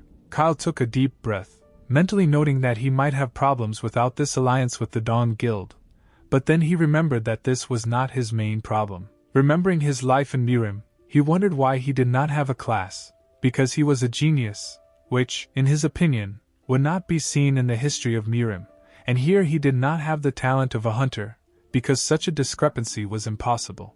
Mount Chia, located in the training dungeon of the Dawn Guild, was calm, and fancy rabbits were jumping around. Up close, they looked like cute little animals with red fur collars. But this was a lie, because rabbits were actually monsters for practicing skills, and because of them, this dungeon was called the Rabbit Dungeon. Becca destroyed one of them with a well-aimed shot of a fiery arrow from her bow. The girl turned to her brother, asking if he had seen it, and Kyle, not too impressed, stated that yes, they had caught a rabbit, not understanding what it was about. Becca reproachfully replied that with such an attitude, all novice hunters end badly. And before their eyes, the defeated rabbit turned into a red gem, and Kyle said that this would not happen to him. Picking up the gem from the ground, he asked Becky if it was a monster stone, and whether it could be exchanged for money, which she confirmed, adding that the gem was an environmentally friendly natural resource that brought a huge amount of energy when processed, and it was precisely because of such stones, nuclear power plants disappeared one after another. At the same time, Becca warned her brother to be careful, because no matter how strong Kyle is, he does not know what can happen in the dungeon. The guy at that time, with a series of light blows, killed many rabbits at once, forcing his sister to look at him in bewilderment. Frustrated that he wasn't even listening to what she was saying, Becca watched her brother from the side while Kyle realized that him using normal attacks to defeat monsters wasn't giving him any experience. His blue hunter stat plate had not changed at all. Taking a closer look at her, he noticed the presence of fencing skills. He decided to ask his sister about this skill. While the sign said that this skill was a class skill, was passive and could be used without costing mana, had a rarity of D-, which meant that it was available to everyone, and the skill level was D-, indicated the lowest value, and it was also a warrior's class skill, it was possible to improve it. and it was activated automatically when using a weapon that was a sword. Becca patted her brother on the shoulder, telling him not to worry, and telling him that they had an entire dungeon at their disposal, and he could easily master this skill, while Kyle was amazed to realize that the rarity and skill level were very low. The guy had never had AD level before, which didn't make him happy at all. His sister at this time tried to reach him, reasoning that although she did not know what kind of contract Kyle had with Alice Libora, the deputy head of the Dawn Guild was an unusual person, and Becca was sure that she would try to make the most of Kyle's presence in the clan benefits. But looking at her brother, she realized that he was not listening to her at all. Becca called Kyle again, seeing that something strange was happening to him, because he seemed to be using his power, and his eyes were glowing blue. The girl called out to him in confusion, wanting to attract his attention. She was about to touch him, but he grabbed her hand. He turned around with a joyful smile, announcing that he had found a better place. They moved there quite quickly. Startled, Becca froze, looking around, unable to utter the question the first time, stopping only at the word how much. This part of the dungeon was no different in appearance from the previous one, but there were so many rabbits here that Becca couldn't ask about their number the first time, finally asking the cherished question, to which Kyle calmly replied that there were exactly 337 of them here, specifying that he counted them along the way. The siblings stood on the dais, and even from here, Becca knew there were too many bunnies, so she reached for her bow, communicating her thoughts to Kyle, saying that he was still at the beginner level, but he assured her sister that there was nothing to worry about how.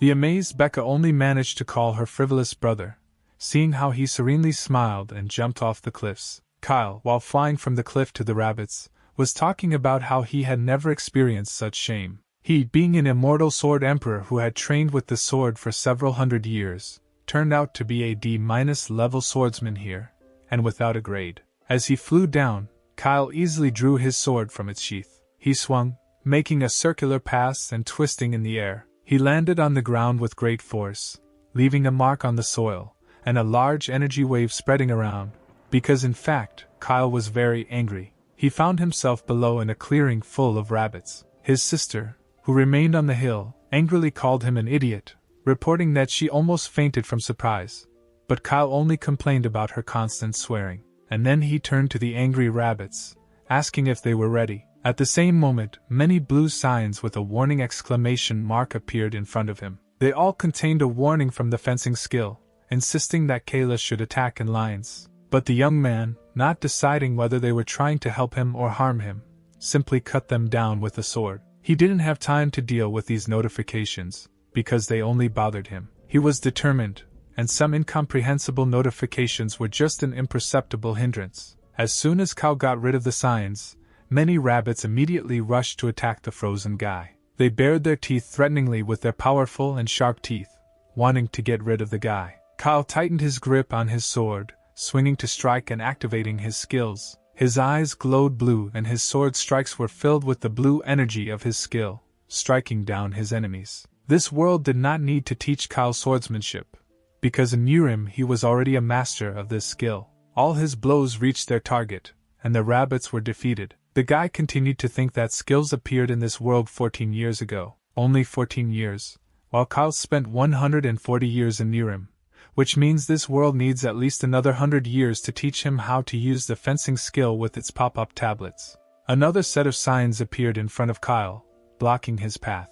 He stared at them blankly, trying to understand what they wanted from him this time. He read another warning, looking at the text in amazement and incomprehension. This time, unlike the previous one, the signs announced that he had reached level A+, and Kyle turned around, asking the sister who had approached what that meant. Kyle poked hard at the notifications, not understanding how to close them or how to change the settings. Becca stood aside in shock, asking what her brother had just done. Kyle waved it off, saying that he didn't understand it, and saying that all of his fencing power should be displayed in the system, and the fact that he couldn't find it was probably a mistake. The girl still couldn't understand where Kyle got such speed and how he was able to instantly reach level A+. Kyle finally found what he was looking for and called out to his sister. He asked if she mentioned that it was possible to gain experience points even with a passive skill that does not consume mana, and the girl agreed with this. Kyle smiled as he looked at the divine power skill he was able to unlock in the tablet. A window opened for him, informing him that he has the divine power ability, which gives him a special origin skill. Kyle's rarity and mastery level of this skill was A+, which meant that he had a supreme ability of mysterious origin and could freely transform his cultivation. Kyle excitedly tested his fists, explaining that he just wanted to make his life easier in the future. The guy accelerated and then swung sharply. His next hand-to-hand blow had devastating power, destroying everything around the epicenter of the blow. Becca reported that he can now use his martial art to gain experience. He didn't so much ask as he simply told his sister that the other strongest hunters in their world, Alice Labora, who was the deputy head of the Dawn Guild, and Max Paxville, who was the head of the Twilight Guild, most likely received their origin skills as well. Becca, stunned, could not utter a word again. She just clutched the bow in her hands, looking at this and feeling empty, because her brother used a normal stream of air to strike. The girl hesitantly called out to her brother, attracting his attention. Becca stood at a distance behind him, but she was serious, saying that she would like to know something. She gripped her bow tighter, giving herself confidence, and spoke, saying that she had guessed about it from the moment of his victory over the head of the Dawn Guild, Mr. Ken. But today she saw his power with her own eyes, saying that it was amazing. The girl remembered what happened in the Red Wolf's dungeon, how her comrade was killed by a red wolf. She remembered how she herself was in danger, realizing that this might not happen again in the near future. But the incident with the betrayal of one's own fighter can be repeated, and there is no guarantee that this will never happen. But it was Becca who led the team at that time, and she blamed her own weakness for their death. With tears in her eyes, the girl raised her bow, unable to look anywhere else, and saying that she didn't want to regret this anymore. She raised her head to her brother, continuing that she knows that she cannot become as strong as her brother, but still asks if he could teach her at least something in martial art. Kyle put a calming hand on his sister's shoulder, assuring her that she shouldn't get excited and that he would tell her everything. The guy was happy to help her, although he warned that he had never had students and would be a harsh teacher. Touched by her brother's agreement, Becca looked at him with delight, while Kyle thought that there was nothing wrong with his sister's request, because Becca will not always be there for him, and she must learn to stand up for herself, because no one knows what can happen in future.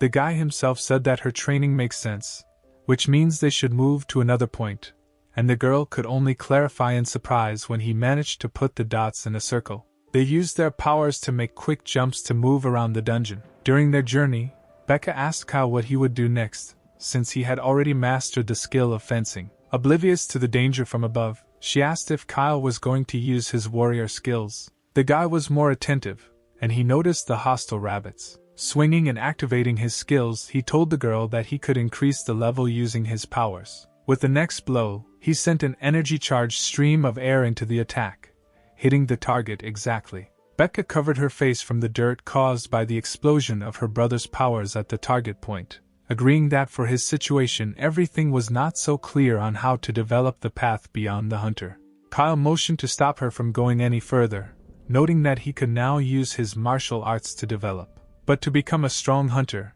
it is not enough for him to just be strong, but he needs to learn certain class skills, and they just happened to be in a clearing full of rabbits. Kyle remembered Alice Labora, who was also near him, and upon her return was able to become stronger. To do this, she combined her skills and martial arts, and Kyle needs to find skills compatible with his martial arts in order to increase his strength. A sudden realization struck Becky's brother, causing him to open his eyes in surprise. The guy jumped far ahead, leaving his sister alone and causing her misunderstanding. Kyle rushed to the place where the most rabbits were. He filled his fist with power again and swung his fist to strike. The guy remembered that he had already been able to combine any skill with his strength. At the same time, in this world he also saw those skills that would be difficult to combine with his powers, for example, a magician's skill called Fireball, and in general all magic.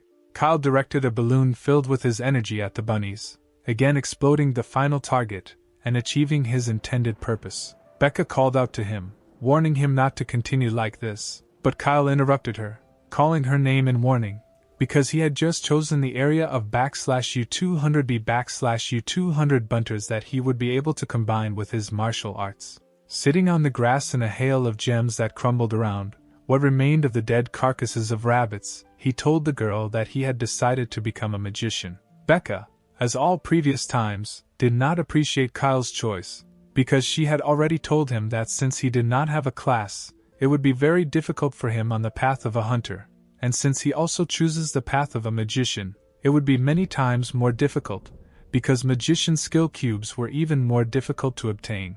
The girl sighed heavily, turning away from the jubilant guy, deciding that she would leave everything as it was. Kyle again opened 2 tablets with his characteristics, one of which characterized him in this world and was blue, and the other transferred all his characteristics to their Mirim and was yellow, and the guy noted that he was already quite familiar with these 2 systems, and it is certain that there was a very large gap between the system of Mirim and the hunter. Becca, who was bagging up gems, remarked out loud that they no longer had to worry about waste, while Kyle reflected that Mura's stats window only showed his body's own stats, and there was nothing there other than the internal and external levels. But even this small knowledge would have been very useful to him while he was in Mirim. But looking at the hunter stat plate, it showed everything from strength to mana, and it was more customizable and had a lot of features. Kyle noted that the nature of the appearance of the systems was different, as if they were created by different people with similar abilities, and the hunter system gave experience and resources from killed monsters, and the receipt of rewards was instantaneous, which provided a reliable basis for strengthening, and with it anyone could become stronger with a little effort.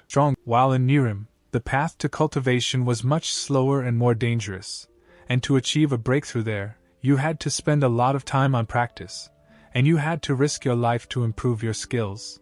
True, sometimes you could just get lucky there, and according to legends, the hero of the past, who was called the Heavenly Warrior, became a god, and wrote that magical book Heavenly Harmony of Pure Reason. Kyle remembered that this book was an ancient treasure that many fought over in Mirim, and it was in the cave with this book that he woke up when he got to Mirim, not understanding where exactly he was. While he and his sister walked further, the guy continued to reason that at the moment, when he found himself in Mirim and took everything that was happening for granted, he lost sight of one circumstance. If for his home world, the being that gave people the hunter system was the one who calls herself the goddess, does this mean that the creature that sent Kyle to Mirim was her enemy? That chained guy who calls himself the Sky Warrior? Such thoughts made Kyle angry, because he hated the one who sent him to Mirim. Time passed, which gave Kyle the opportunity to get used to everything. Thanks to the support of Guild Deputy Dawn Alice Libor, Kyle became stronger. For a whole month he had been quietly wandering through the dungeons,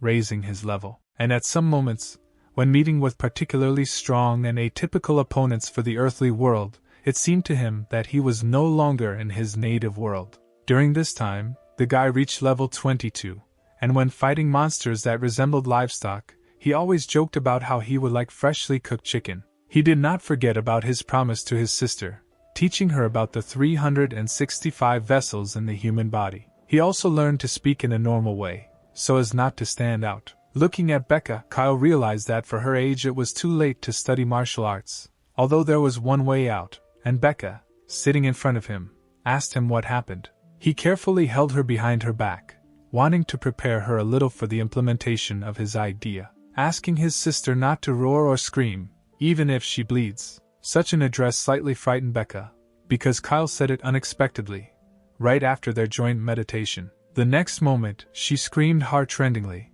so that it could be heard not only in their house, because the brother pierced his sister's vessels and directly injected his power into her. Thanks to this, Becky was able to advance, and her skills improved. She could now pierce stones with her arrows, although during the procedure she almost burned Kyle's hair. At the next meeting between Alice and Kyle, the deputy of the guild, Dawn, clarified whether everything was fine in their family. However, she was not going to be nice for long and asked if she could get straight to the point. Kyle noticed that Alice usually did not stand on ceremony, immediately saying what was needed, and the girl agreed, simply saying that Becky's brother should consider this a unique feature of Libora.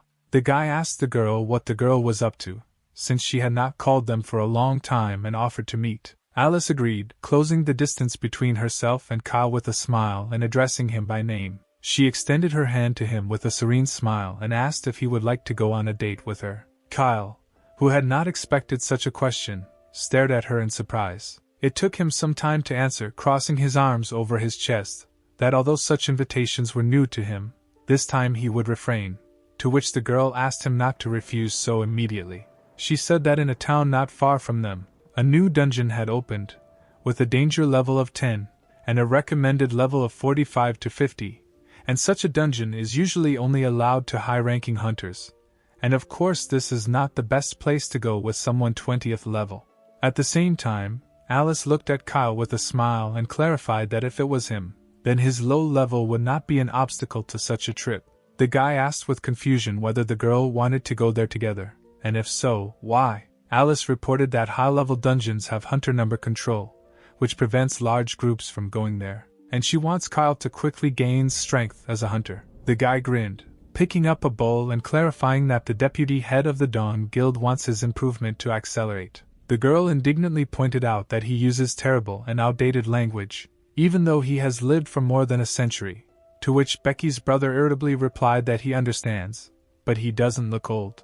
Moving the cup away, he noted that whatever their union was, he only supported it, and he doesn't understand why Labora needs to make him stronger and worry about it. Alice asked if Kyle had heard about the Sun Festival. She explained that this is an annual event held between the Dawn and Twilight guilds, which helps to show off the full strength of the strongest guilds in Korea. But this is only a facade and everyone around will think that they are strengthening relationships. But in fact, these competitions determine positions of power. The Sun Festival can be compared to a small war. Right now, the Dawning and Twilight guilds are fighting over the rights to the dungeons, and most of the fights will take place within the dungeons, so the general public won't know much about their differences. But all this will resemble the beginning of a major war, comparable to the situation when small matches are thrown into a powder magazine. Kyle asked the girl incomprehensibly why the guilds were fighting at all, since if it was a fight over interests, then it was completely stupid. Pouring tea into her bowl, Alice explained that the head of the Twilight Guild, Max Paxville, was to blame for everything, since everything was stable before, but at some point the guy chased power like crazy. Labora replied that Max began to obey the one called the Sky Warrior, which amazed Kyle. He resolutely rose from the table, immediately attacking Alice with questions about the relationship between Max Paxville and the Heavenly Warrior, but the girl said that she knew nothing about the Heavenly Warrior, and only heard that Max Paxville had received a message from the Sky Warrior in the Murim stats window. Kyle returned to his seat, wondering what kind of message it could be as the girl continued talking, saying that she could not confirm whether it was true or not, because the characteristics windows were not visible to anyone. At the same time, she said that even if Max received an order from the Heavenly Warrior, she still could not understand why he was doing this, because before they were friends. After all, they were the only ones who experienced the horror of Murim. Kyle thought about her words, looking at the girl seriously. Alice looked up at him, and asked Kyle to take part in the Sun Festival as an ally of the Dawn. The weather was beautiful outside when they finished their conversation. The driver was again waiting for Alice in the car not far from that cafe. Returning to the car, the girl continued to explain to Kyle that the balance of power between the guilds had recently been on the side of the Twilight, and all due to the fact that they had captured all the dungeons and carried out frequent raids. If this information becomes known at the Sun Festival, then the Dawn Guild will come to an end. The girl unobtrusively reminded that at such an important moment they lost their leader Mr. Kan, who was their main strength, and after these words Kyle began to torment her conscience. The guide brushed aside his worries, saying that he understood the situation in general terms, but he never heard from Alice the reason for the benefit of his growth for their guild.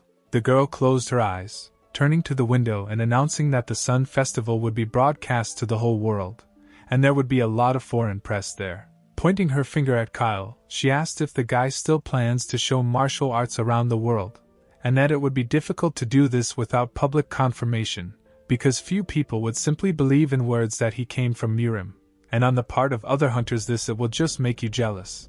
Once again, clarifying, Alice asked if he was ready to confront the World Association of Hunters, to which he refused, although he added that he still planned to fight them all. Turning away from him again, the deputy of the Dawn Guild informed him that he needed to use only the skills of hunters at the Sun Festival, with which he agreed, because Katzel owed Alice as a whole, and therefore could not object.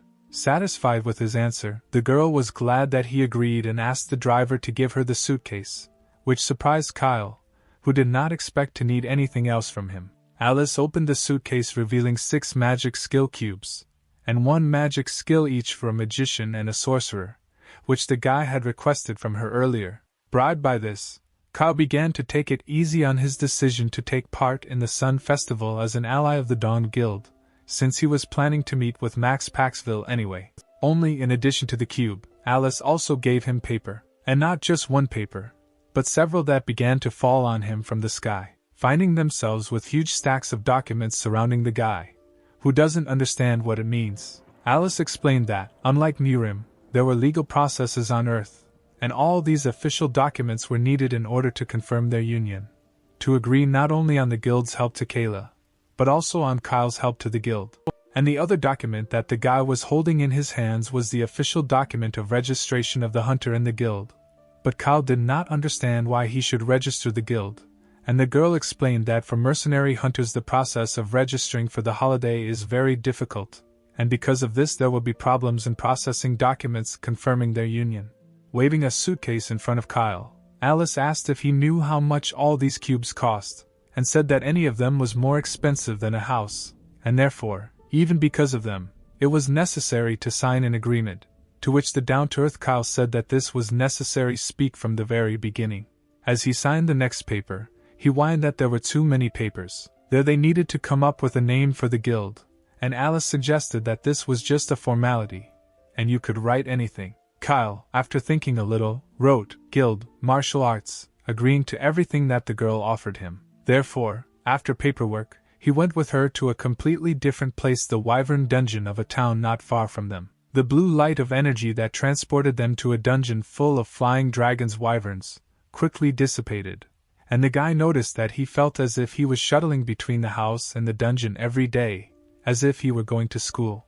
Alice, looking at the sky, warned the guy to be careful, since the creatures were one at a time and were not too strong, but they reported that there were an awful lot of them around. Kyle confirmed her words, reporting that he sensed more than 3,000 monsters. He activated his power while looking forward, since in any dungeon he acted according to a certain pattern. He sent a stream of destructive energy electrified at the flying wyverns with joy, because the more targets there were, the better it was for him. Taking a couple of steps back to swing, Kyle prepared for the next attack. He swung his aerial whip, filled with deadly energy, ready to crush his targets. With one blow, he managed to hit many targets at once. As always, Alice watched in amazement as the dead wyverns fell to the ground, turning into gems, and wondered how Kyle was able to master the skill so quickly, because she gave him the magic cubes just a couple of hours ago.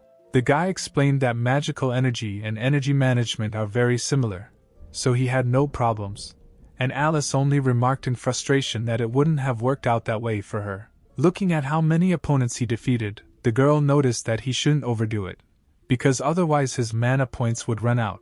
But Kyle told her not to worry, because he was a martial arts magician. Alice still could not believe the number of monsters that the guy killed at once, clarifying that he was not acting honestly. Kyle missed her question while collecting gems, and then asked if the monsters in dungeons were always the same type.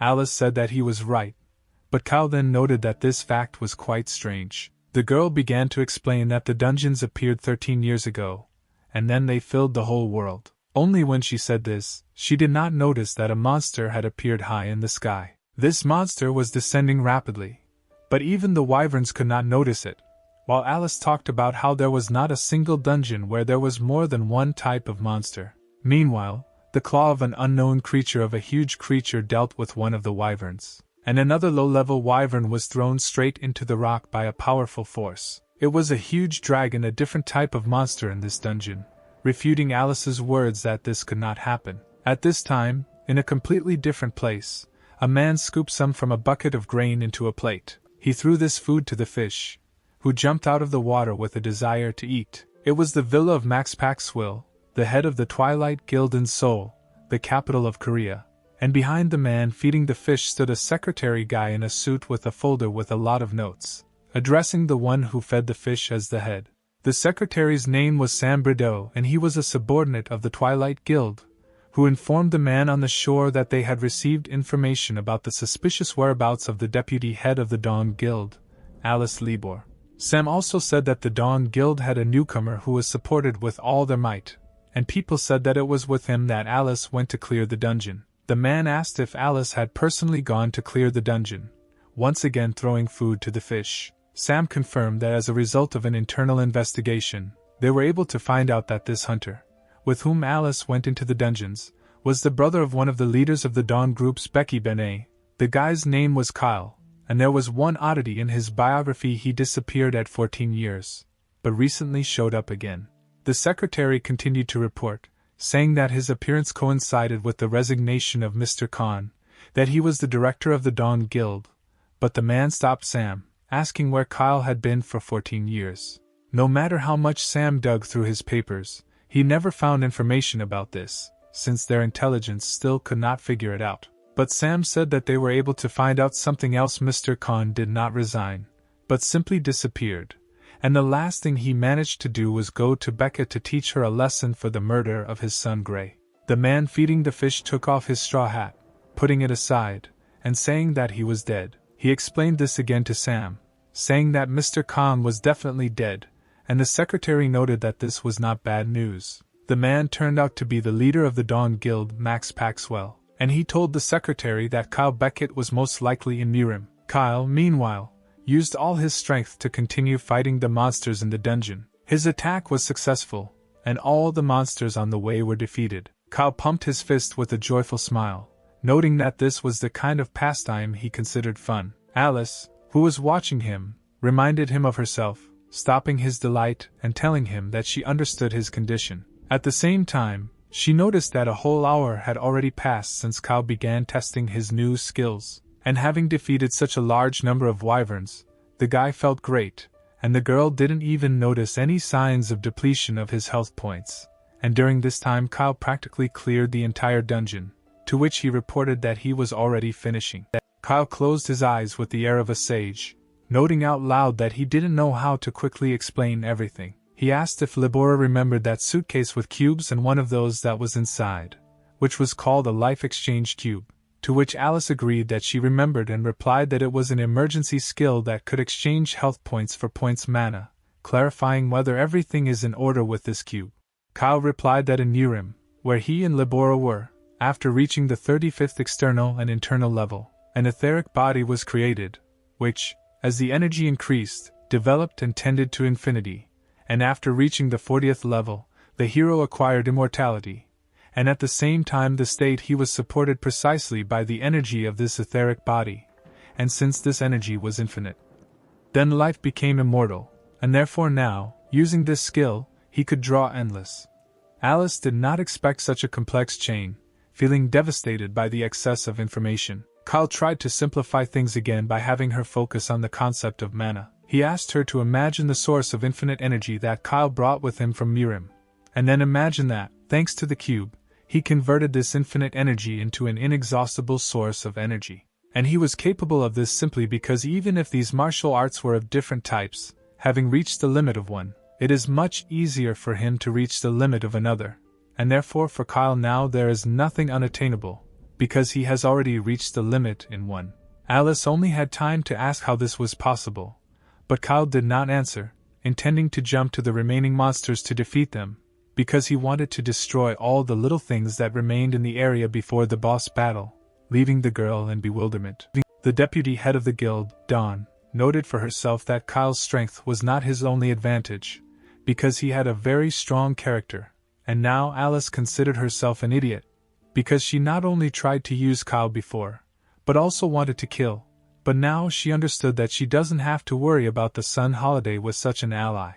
Carried away by her thoughts, she did not pay attention to the remaining monsters attacking her, because she was on the alert. With another blow, she defeated the attacking monster, continuing to think about Kyle and his example. Inspired by his example, the girl wondered if she could reach the same level. But the monsters continued to attack and their number did not decrease too much. But the girl was alert, and her strength and the power of her energy-filled blades were still enough to hit the flying wyverns. True, such a battle had its drawbacks, because Alice did not know how to fly, and therefore, during the fall, Only with the help of her blade, which she caught on the rock, was she able to stop herself from falling.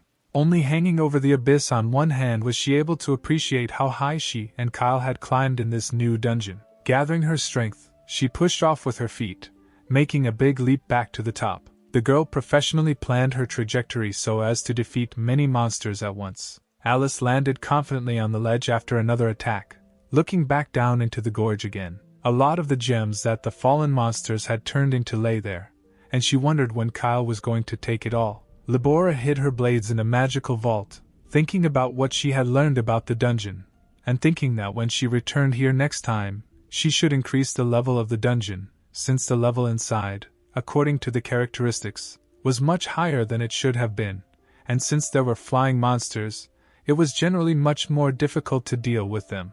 Looking around, she wondered which raid would be better for this dungeon, and that next time she should take 5 hunters, a tank, a mage, an archer, a priest, and someone melee into her team. But thinking about the future, she missed the changes taking place in the present. Someone very large rushed right over her head. Alice looked up with a question, not understanding how someone so big could be in this dungeon. It was a monster of a different level and larger size, and this was the first time she had encountered one. She barely had time to jump to the side to escape the attack of this creature. But an equally large dragon, on the other hand, flew up to her, intending to kill her, although Alice was not going to give up so easily. She took out her blades from the magical spatial storage again, preparing to fight. Only the loud noise of huge wings right behind her ruined the girl's plans. The huge monster could not only attack her, but with its wings it created air currents filled with magic that were much stronger than the usual attacks of monsters,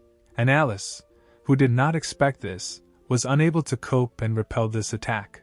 Carried away from her place by this energy wave, she fell, frightenedly thinking that only demonic force could manifest itself in this way, and the girl did not understand where she could get into the dungeon. The monster attacking her was not going to give up and pursued the disoriented girl, who believed that similar appearances of monsters of other levels could be a mistake in the dungeon system. But then someone caught the girl serving and preparing for death. It was a joyful Kyle, smilingly informing Libora that the monster had finally appeared. Picked up in her arms, Alice was surprised at Benet and asked him if the guy had been waiting for this particular monster and knew about it. Kyle only with a smile again explained to the one that he had already said, that when the entire dungeon is captured, stronger monsters appear in it.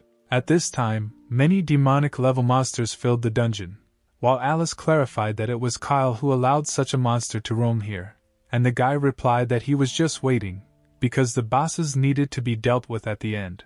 Holding the girl in his arms, Kyle carefully informed her that even if such monsters were new to her, she shouldn't be distracted, but she shouldn't worry either. At the same time, he suggested that the slightly annoyed girl discuss the details later, but for now they should stop somewhere. Landing on the ledge with Libora, the guy thoughtfully noted that it was dinner time and asked what she would like and if she liked grilled food. Alice, who did not understand the hints, replied that she did not think now was the right time for dinner. At this time, Kyle concentrated a whirlpool of fiery whirlwinds in one hand, and the golden energy of electricity in the other. Raising 2 fists above his head and crossing them, he was able to fully appreciate his own power. Opening his eyes, he directed his gaze forward, telling the girl that she should wait for him, because today they will have fried chicken, and the giant monsters that were going to attack the guy standing on the hill were considered a wonderful dinner for him, because with his strength he was going to fry these flying monsters.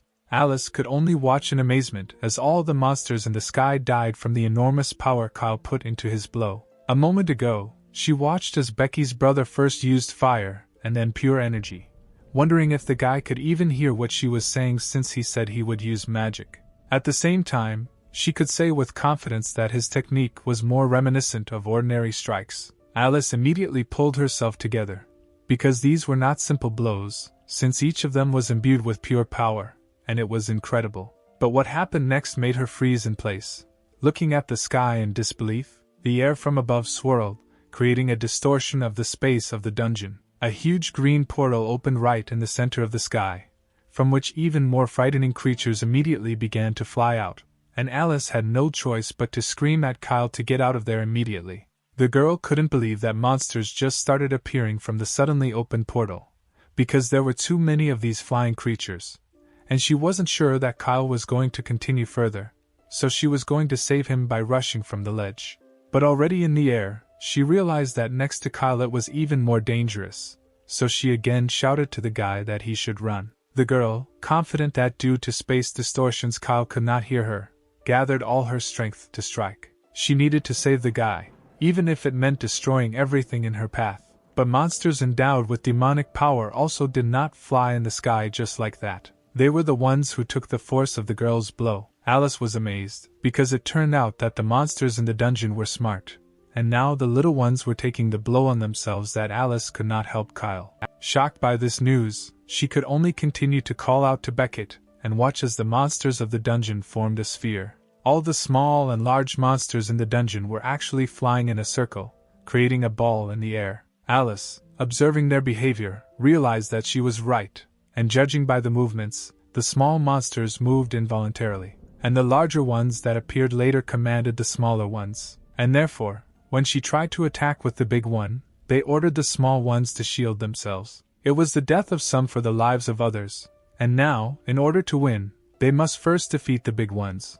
Although she had no idea how to do this, the girl wanted to get to Kyle, although she didn't know if he was okay. Yes, she saw him, but the guy looked as if he had stayed there on purpose. Exhaling sadly, she noted in frustration that she did not understand what he was thinking about, because he could have told her everything through a mental connection. Noting what was happening around her, Alice realized that she had encountered such anomalies for the first time, and no matter how strong Kyle Benet was, it was dangerous. So she had to help, but since the creatures were in the air, she had no idea how to get there. Looking up, the girl noticed a small wyvern flying above her, which gave her an idea. She jumped on the monster's back, deciding that she could use the little one as a means to get to Kyle, because all the monsters were focused on him, although she should not let her guard down and hug the wyvern so that she would not be noticed. Alice sincerely sympathized with Kyle, wanting him to hold out longer, and thought that it would be easier if there were no anomalous monsters. Not noticing the danger, one wyvern, noticing Alice on the back of the other, crashed into her with force. The deputy head of the guild, Dawn, did not expect this, so she could not resist and fell down. At the same time, Alice was determined, and at the moment of the fall she turned over, immediately choosing another wyvern for herself, on whose back she could land. True, it was not possible to softly jump onto it, and only her blades saved Alice, with the help of one of which she latched onto the monster's body. A huge monster flying from below noticed her maneuver and was about to attack. But Alice was more cunning, because the girl was already prepared to attack this giant. In a one-on-one fight, none of the monsters could be a real threat to her, because it was not in vain that she followed the path of a killer, and so the girl used her ability Shadow Play to open a barrier to the same space in which she fought with Kyle for the first time. Only now it was a trap for a monster. But Libora did not have time to complete her maneuver, since behind the demonic monster there was a whole cloud of bodies of the same large giants, who were not going to give up their comrades so easily. Alice had to retreat, because she did not expect such coordinated actions from the dragons. A sudden beam of blue magical energy flashed a few centimeters from her face. It was Kyle who, finding himself in the midst of monsters, finally began to act on his potential. Alice had to shield her face with her hands from the blinding magical light of Kyle's energy. The amazed deputy guild leader Dawn turned around, surprised to notice that Kyle was able to summon a sword without a source of power, but summon not just one, but many swords, all of which he controlled alone.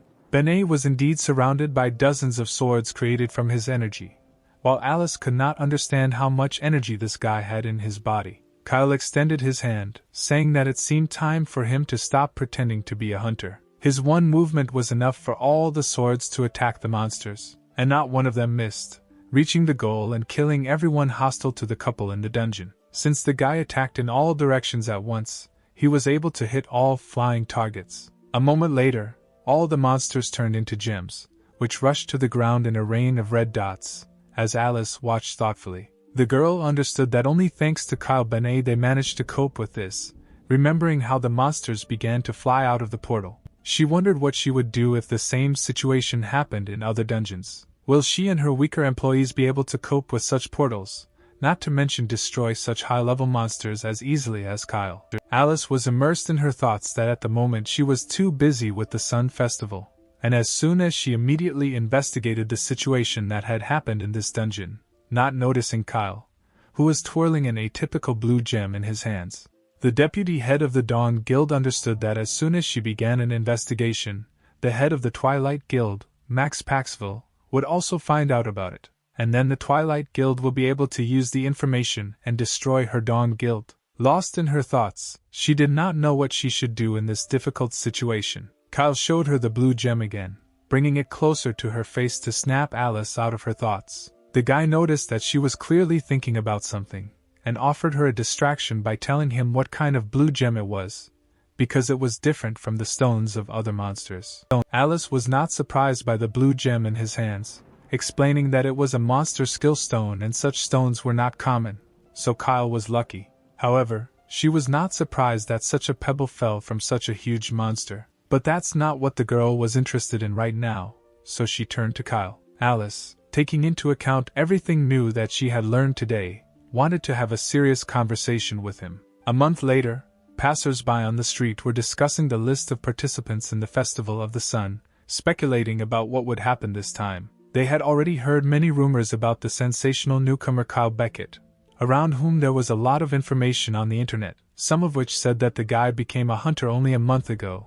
And at that time this conversation was heard by the secretary of the Twilight Guild, Sam, because heard while being in a worried mood. The man, sweating profusely, rose from his seat, because he did not at all like the fact that the sensational newcomer supported the Dawn Guild, a rival to them, since this threatened to turn into problems for the man. Sam looked at the top of the tall skyscraper, sadly noting that he would soon become a corpse, and he turned out to be right. Since during an emergency meeting of leaders at the headquarters of the Twilight Guild, one of the directors angrily broke a glass on his head. This aggressive man screamingly accused Sam of the fact that the novice hunter was chosen as a member of the Dawn, and Sam had not been able to make a report on the level, skills, or even the whereabouts of Kyle Beckett for the last 14 years.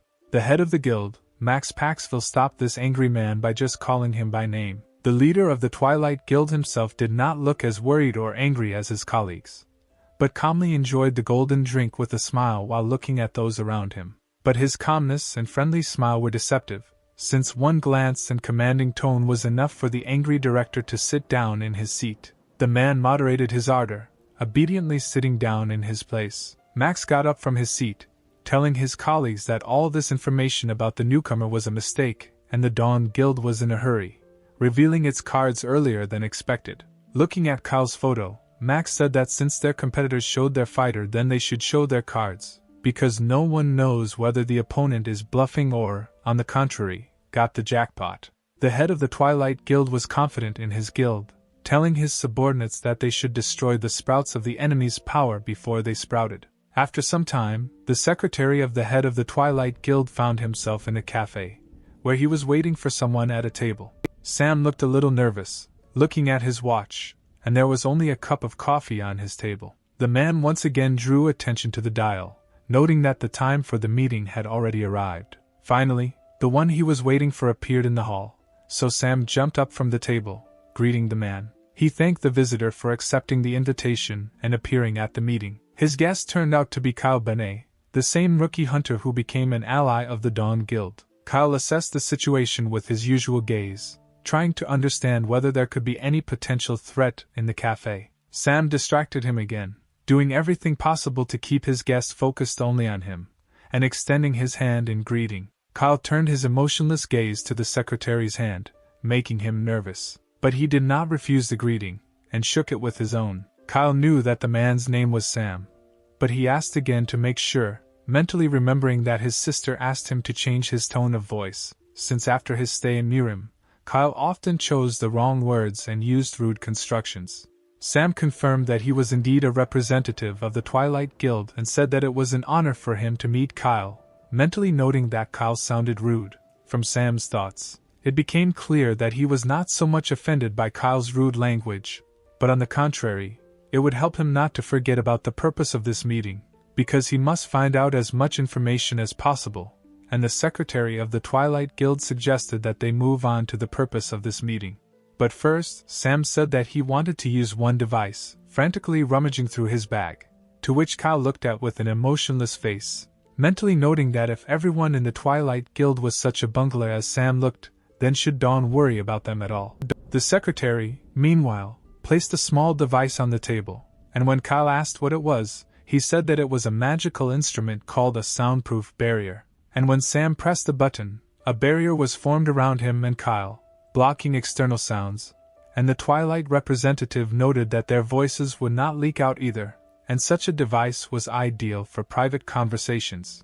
Kyle grinned at the last definition of their meeting, and the secretary asked if the guy had any idea what they would talk about. Sam, who was serious, informed Benet that the Twilight Guild wanted to create an alliance with the Guys Guild. Kyle asked if Twilight had not seen the participants of the Sun Festival, saying that he already had a partner in the form of the Dawning Guild. The secretary confirmed that he was aware of this, and said that he was aware of the fact that the guild was putting every effort into the development of Kyle Benet. Sam's next argument was that Twilight also knew about the incident with the disappearance of Director Khan, and they also knew about the joint raid by the deputy head of the Dawn Guild into the dungeons. At the same time, the man noted that Kyle never joined the Dawn, and according to the reasoning of the Twilight Guild, Kyle created the Martial Arts Guild only in order to enter into an alliance with the Dawn Guild.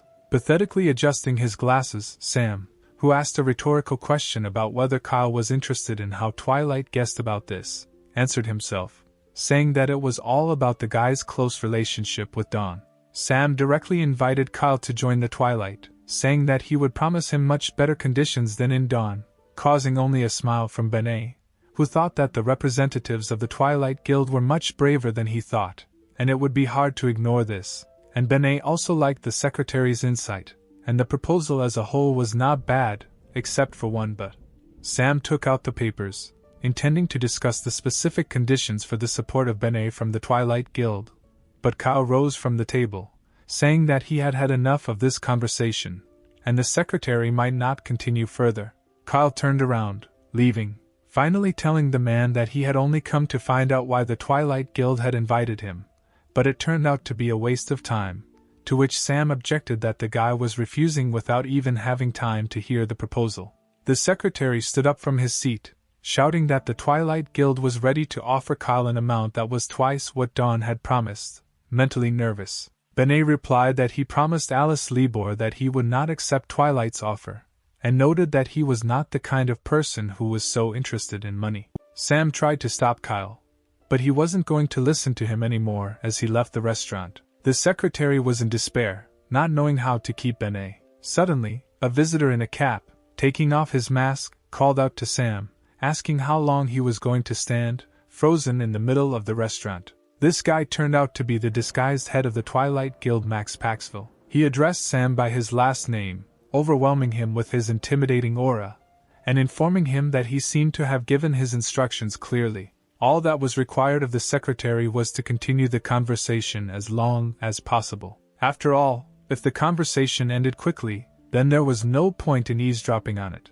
since Sam was wearing a microphone, and the head of Paxville had an earpiece. Twilight's secretary was very sorry that he was such a nonentity and could not carry out this assignment, but Paxville quickly let this situation go. At the same time, Max noticed that Kyle seemed very strange to him. Paxville did not understand what Benet wanted, since he came to this meeting and did not agree to the money. At this time, in a completely different place, there was a conversation between those whom Max was thinking about. Alice Libora listened with interest to Kyle's results of the meeting with the Twilight Guild, noting that Paxville might have been upset. Kyle, on the other end of the line, noted that most likely the head of the Twilight Guild already knows that he is from Mirim, but when meeting in a cafe, the skill heavenly harmony of pure art did not resonate with the guy.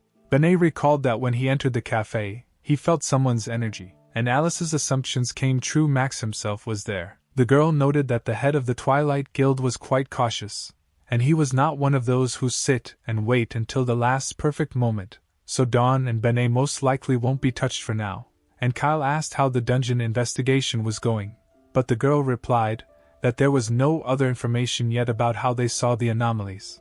With a smile, Alice especially noted that there were no anomalies since their last visit together. She remembered that when she asked Kyle for a serious conversation in the dungeons, she had just asked him for help with the investigation, and thanked her once. Benet asked if there were any other questions, and Alice replied that that was all she wanted to discuss. Labora only noted that Benet's tone was too gloomy, asking if the guy was okay. At this time, Kyle's sister called out to him, asking if he had finished. After all, Becca was waiting until he was free, and it was time for them to go. Kyle ended his conversation with Alice, agreeing with Becca and turning his attention to her. And the reason for his gloomy mood was that they were standing in front of the cemetery they had come to. Becca led him to the site where their family's remains were buried. Touching the camera with the funeral photograph, the girl with tears in her eyes told the dead souls of their parents that her brother had returned. Kyle stood gloomy against the opposite wall, considering his presence here a bad idea. His whole appearance was detached and closed,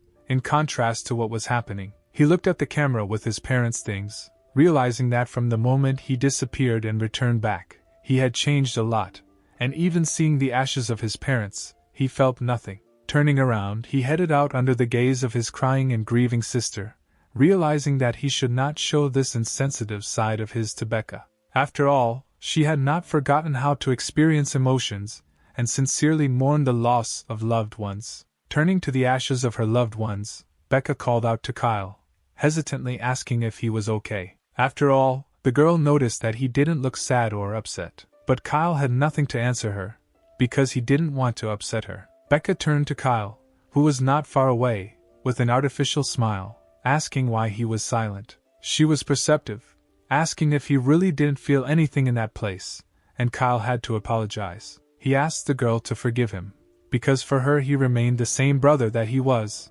although in fact he could not show her what he had lost during the time he was away. These emotionless and detached words angered the girl. In anger, she shouted that the strangest thing now was Kyle's apology, since that was not what she wanted to hear. Having caught her breath, Becca turned to him more calmly. Remembering their past, she didn't ask him for as much as the guy might have thought. Tearing again, she asked why Kyle had changed so much, noting that even now he seemed too normal, and she just wanted to see the brother she once knew. Kyle slowly reminded her that it had been too long for him to be the same as before.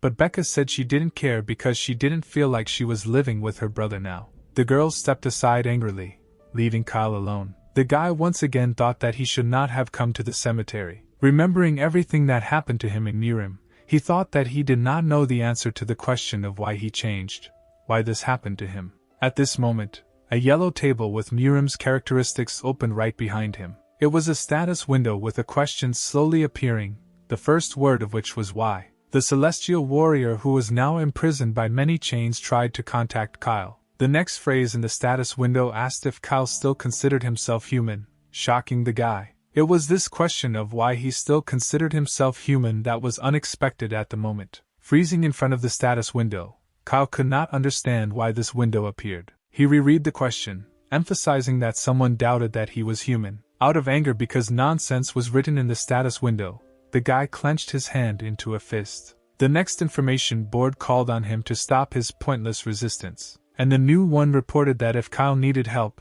he could contact the sender of the messages. Benet noticed that the unknown person continued to talk to him one-sidedly, and asked who he was. The thought that struck him made him smile, and Kyle asked if the one who is called the Heavenly Warrior spoke to him. Then his interlocutor got angry, saying that he would take everything from the guy again, and he should just wait. But Benet called him crazy. The guy said that he didn't know who he was and why he needed it, but he suggested that if the Heavenly Warrior really had enough strength, he should try to do this, just as he had already taken away his parents. Only now Kyle said that if he couldn't, Benet himself would tear him apart. The last sign from Mirim's window said that the guy should just wait. After that, the information window in front of him closed as if nothing had happened, leaving him alone. Only small yellow sparks of residual magic were carried by the wind around the guy. Only Benet was not frightened by this, because he was determined not to give up his own anymore. The sounds of Beak's footsteps rang out in the silence as she went to look for her brother. The girl, with eyes full of tears, looked around uncertainly, sure that he must have been nearby. But there was absolutely no one around, and the place where she expected to find her brother was empty. She noted in frustration that Kyle didn't follow her or look for him, and offendedly called him an idiot. A couple of days later, the long-awaited Sun Festival began, the broadcast of which was conducted by a very cheerful girl presenter, welcoming all listeners and viewers. There was a lot of enthusiasm in her, because today the public had to see the heroes who would explore dungeons and hunt monsters, and the girl knew that many were waiting for this holiday, and her calm colleague could only dream that she would calm down and calmly agree. But she couldn't be stopped so easily, and in a fit of emotion she rose from the table. She asked the audience not to worry, as everyone had been waiting for this day with the biggest event in Korea. It took place in a large sports arena that could accommodate many people, and was about to begin. The girl, while everyone was showing the joyful faces of the spectators, continued to say that this holiday was not only entertainment, but a place for strengthening ties between guilds and duels between hunters. And people could be present with the whole family, since something like this could only be seen at the Sun Festival. Kyle, who was in a special room at this time and heard everything that was happening outside the arena, noticed that the Sun Festival was more reminiscent of the Olympic Games. Alice Libora, who was sitting opposite him and sipping tea from a mug and saucer, said that no, and there was a big difference between these two events, because it was the hunters who aroused the greatest interest among the public. They found the office for the participants of the holiday furnished cozy and comfortable, and the girl continued to talk, saying that the interest in the event is also due to the fact that the hunter's strength is similar to what is shown only in the movies, and their fights look much more interesting than competitions between ordinary people. Elisa also added that such events help improve the image of hunters. Only the girl noticed that her friend's thoughts were occupied with something completely different, and he did not listen to her too carefully, so she called out to Kyle. The guy didn't answer, and she looked at him carefully again, leaving the cup of tea aside. Kyle looked suspiciously silent, and after assessing the situation, Libora assumed that he had quarreled with Becca. Watching the two, Libora wondered why there had been a strange atmosphere between the brother and sister since their arrival. Alice was perceptive, immediately realizing that Kyle could be to blame for this, and asking the guy what happened between him and Becca, clarifying what exactly his brother did wrong and where he made a mistake, surprising him with her insight. Benet gave in, asking Libora for help in finding a home and saying that he wanted to live in a quiet and secluded place, causing Alice to be confused. Kyle admitted to the deputy head of the Dawn Guild that he had received a message in Murim's status window, which shocked the girl. Benet said that he did not know the goals of this sky god, but Kyle was definitely his target. That's why he cared about his sister, because he didn't know who exactly his opponent was, and Becca was his only weakness and would definitely be under attack. It took Libora a while to process this information, as she couldn't believe that Kyle had received a message from the Celestial Warrior, even so suddenly. At the same time, Alice was sure that even if the Heavenly Warrior chose Kyle's sister as a target, it was better for the guy to stay with her, because living separately for the good of his sister would be unsafe. Kyle remained silent gloomily at the words of the deputy of the Dawn Guild. Benet, looking at the happy family on TV, said that Becca doesn't need a brother like him. He looked at the child in the frame and said that this was not his opinion, but his sister's position, because the person she once knew was not him. Therefore, the upset Benet continued his reasoning, reaching the idea that his sister might be better off if he simply disappeared, without expecting a blow from Alice. And Libora, without warning, punched him right in the chest, silencing him. Without looking the guy in the eye, she said that she didn't like to interfere in other people's affairs, but if her brother had told her that, she would have been offended by him, and would never have forgiven him. So she turned to the amazed Kyle, who knew more about his sister Becca than Libora, about to say something about his sister. But the door to the room opened and Alice's assistant appeared, asking for the deputy head of Dawn. The man found Alice and Kyle in a strange threatening pose, and shyly announced that the holiday was already beginning, cautiously apologizing. Libora pretended that nothing had happened, asking if her assistant had been taught what to do at the door, and telling Kayla that they would talk about it later, and asking the guy not to go anywhere until she came back for him. So Kyle Benet was left alone in the room with the opportunity to comprehend what had happened. The guy definitely didn't expect Alice Libora to be so angry with him, and now he had something to think about. At this time, an opening ceremony was to take place at the stadium before the start of the fights, which was announced to everyone by the presenter. She announced the organizers of the event, first introducing the Dawn Guild and its leader, Richard Fraz, whose class as a hunter was Crusader, and then she announced representatives of the Twilight Guild, on whose behalf the ceremony was to be opened by the deputy head of the guild, Sylvester Dreagle, whose class as a hunter was a killer. The presenter at this time asked her colleague if he thought it was true that Alice Libora and Max Paxwell were from the same guild, and he answered that it was true, wondering how the friends who began the life of hunters together felt now that they met at the very top. An old acquaintance extended his hand to Alice Libor, standing on the stadium site surrounded by a crowd, saying that they had not seen each other for a long time. It was the peacefully smiling and well-dressed Max Paxwell, and the girl had to make a lot of efforts to contain her negative emotions. She also smiled sweetly back at him, asking in return how he was doing. She noted that the guy standing behind Max, his second-in-command Sylvester, now working for Twilight, had risen well. True, such words of hers offended Dreagle, and he immediately grabbed his sword, but was stopped by a gesture from the head. Paxwell, without changing his facial expression, recalled in response that he knew that Alice was raising the level of the newcomer, and Max especially noticed that apparently she was doing this, since she loves helping the weak so much. Mentally, Alice was angry, remembering the past, and seeing Max as a terrible monster. The girl wanted with all her might to get rid of him with her own hands, since in the past he had brought a lot of pain to her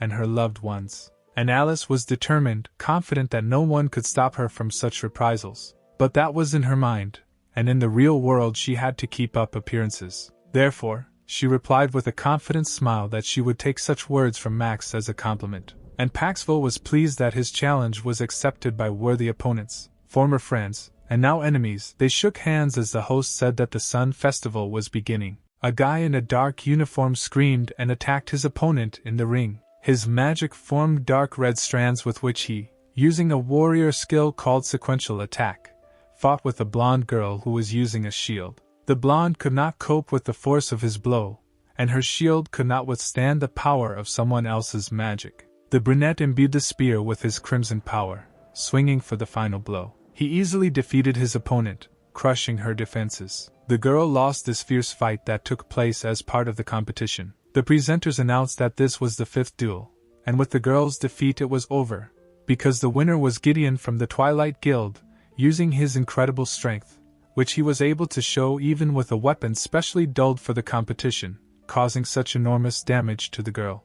Sitting in a special box, the heads of the guilds Dusk and Dawn watched the duel, and Max Paxwell, the head of Twilight, happily reported that he expected the defeat of Dawn, because their fighter lasted too little against his Gideon. Alice, listening to Paxwell's arrogant speeches, could not object to anything, and he continued to reason that if everyone in Dawn is like that, then Twilight has nothing to worry about. Max rose from his seat, announcing that he would be leaving for a while. Finally, he told Alice that he expected that in the next battle the representatives of the Dawn would be able to entertain him. The deputy head of the Dawn Guild, Alice Libora, only looked at him displeasingly, holding back her displeasure. Max Paxwell, meanwhile, disappeared into the corridors of the collision where the competition was taking place. One of his close and loyal people was waiting for him under one of the arches, his deputy Sylvester Dreagle. As soon as he noticed Max, he immediately called out to him, and drawing his dagger, he asked the head for permission on a very sensitive issue. Playing with the dagger, the guy casually asked whether he could kill the deputy head of the Dawn Guild, Alice Libora. Max, who turned to his ward with a serene smile, asked the deputy to relax and not rush into this matter. Paxwell noted that everything has its time, and asked whether Sylvester knew Becca Benet, to which the understanding deputy replied that he understood the gentleman's hint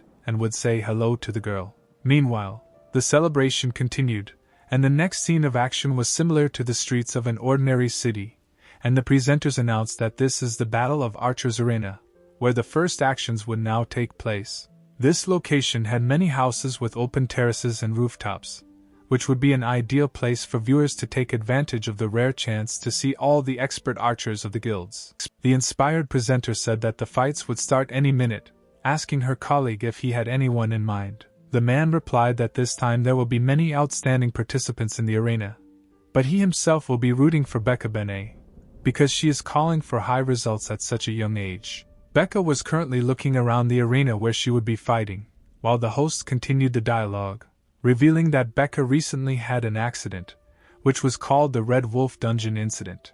The girl herself recalled the conversation that she had heard before in the locker room, when her colleagues in the guild were talking about her participation, because in the Red Wolf's dungeon the girl had killed the entire group, fearing that if they were with her, a disaster would also overtake them.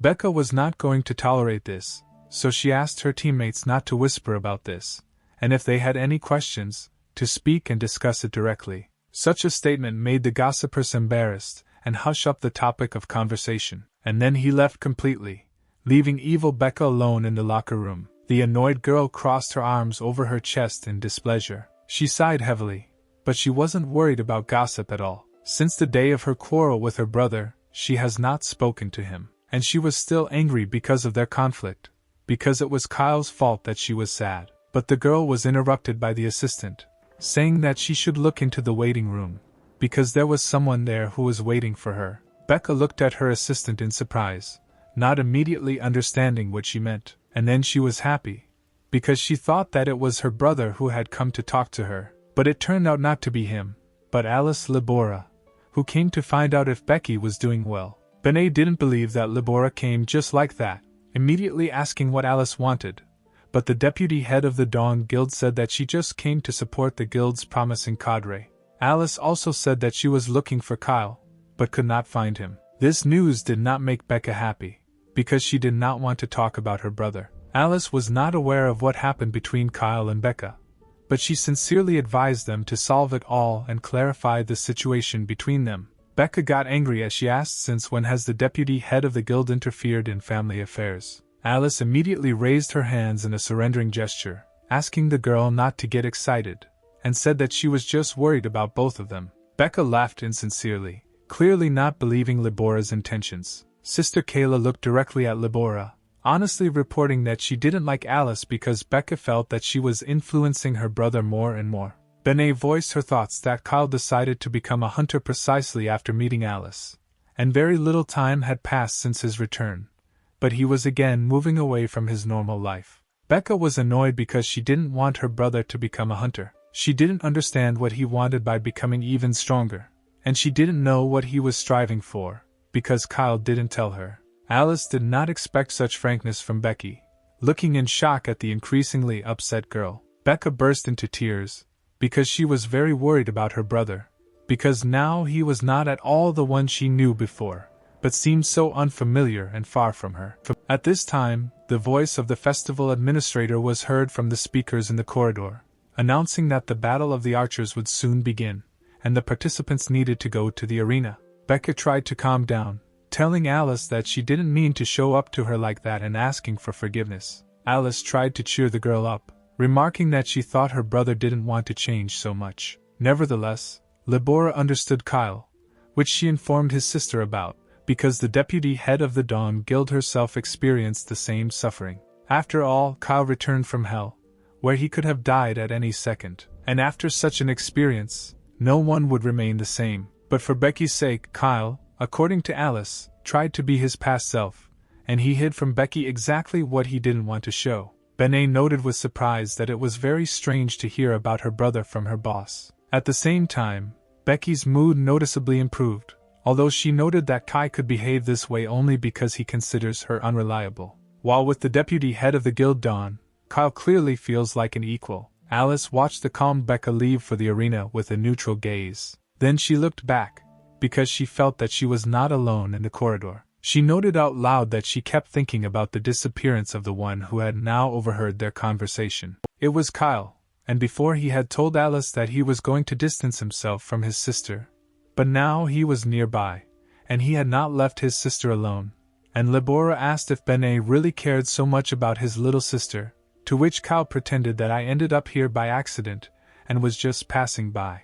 Alice drawled understandably, pretending to accept his lie. Libora noted that now the guy looked very much like the head of Twilight Max Paxville. Alice, without any shuffling, closed the distance between them, grabbing the guy by the collar. The girl was outraged why Kyle couldn't just tell his sister the truth, because not only he had changed, but also Becca, and she was no longer the same as before, and Benet only managed to ask in shock what happened to the calm Libora. Alice asked if Kyle really thought it was better for him to hide his intentions from his sister, and then she herself answered that no, because if he wanted to tell Becca something, he should say it directly. Libor's attack of anger passed suddenly, and the girl, leaving the guy alone, simply called him along so that he could see the side of his sister that he didn't even know about. The shot marked the beginning of a new competition in the arena. A large bright flash from a signal flare made it clear to the participants that their competition has begun. Many fast-flying objects swooped down into the archer area. These were representatives of the Dawn and Twilight guilds, who took their places in the arena to the cheerful voice of the presenters that the battle of archers had begun, and the teams would soon meet in a duel. Among them was Becca Benet, representing her guild, and the girl was determined. Max Paxville took a place in front of the observation deck. The head of the Twilight Guild was looking forward to the competition, hoping that Becca would like the gift he gave him. Becca looked a little sad, not even knowing what lay ahead. Members of the Dawn Guild talked among themselves over headphones, and some of the girl's colleagues already met their opponents, while others followed to their aid. The enemy was detected ahead, only 200 meters in the 2 o'clock direction, but Becca paid no attention to it. She remembered the conversation with Libora about Kyle, and how he hid himself only to be his past self for her sister. This memory angered Becca, and she, calling Kyle a stupid brother, slammed her fist into the wall out of anger, leaving a significant dent. Talking to herself, the girl thought angrily that her brother had decided that if he did not talk to her, he would hide part of himself, and she believed that he should be honest with her and tell her everything, as Alice Libora does.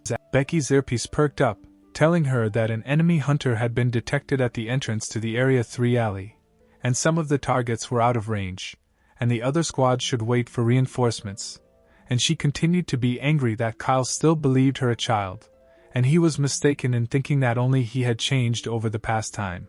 The Dawn Communications again reported a new enemy very close, 300 meters away, and warned against using bows and arrows unreasonably in competitions. The team asked Becca to wait for reinforcements, but she decisively stepped out from the edge of the roof, saying that everything was in order and she would sort it out.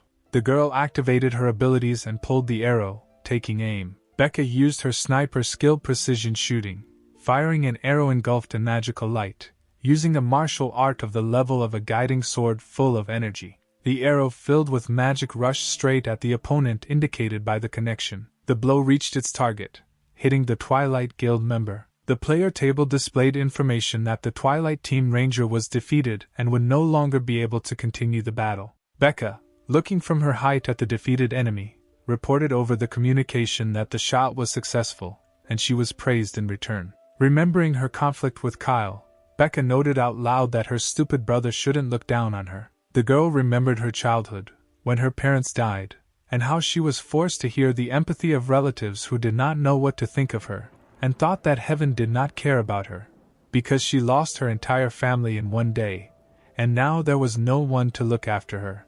Little Becca clenched her little hands into fists, hearing that they never found her brother's body. She was already sure then that her brother was not dead, and he was alive somewhere, and would soon come for her. Around the same time, changes occurred in their world. The goddess contacted people, warning of impending danger. This bright woman called on all humanity to develop so that they could survive. The revelation of the goddess, monsters, dungeons, hunters, all this at one moment turned the world of ordinary people upside down. Then Becky's faith that her brother would return did not become empty, but rather strengthened, and the girl passed the test to determine the abilities of a hunter, immediately after which she was assigned the archer class.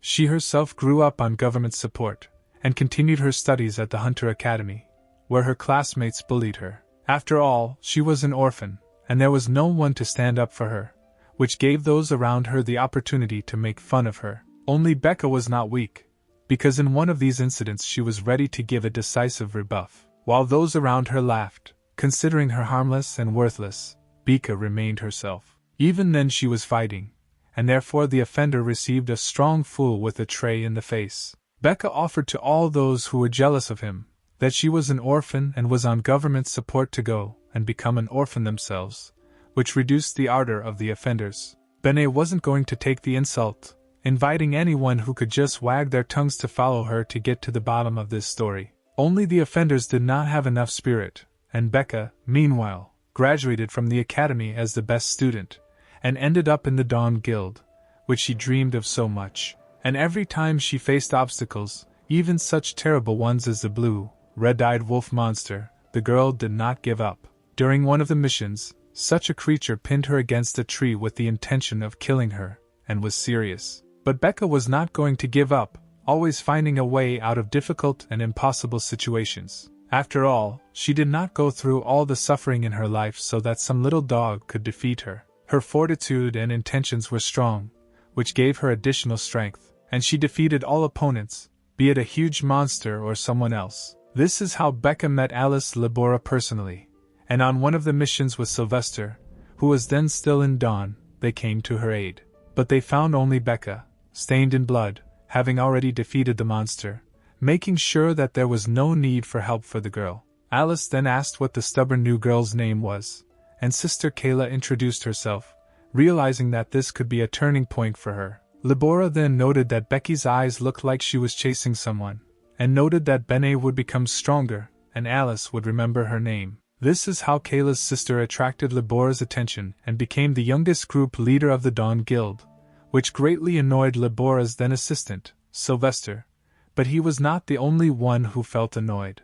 Becca actually enjoyed being the team leader for a guild like Dawn, because she just wanted to become as strong as possible. She trained hard, improving herself so that she could hold out until her brother returned, and she did not allow even the slightest weak thought. She brought herself to perfection, spending a lot of time in training rooms. And now, standing on the roof of one of the buildings of the Archer Arena, she was slightly sad. She remembered her family, looking at the medallion, thinking about how her life turned out, and then she decisively closed it, realizing that she would not get a compliment from her brother, because people like her always remain behind the scenes. She understood that from the perspective of her older brother, who studied martial arts, it might seem that she was still missing a lot. But she couldn't forgive Kyle for precisely the fact that he treated her like a child, which is why the girl screamed evil into space. True, she later realized what she had done, feeling embarrassed, and then she noted that the environment had become too quiet,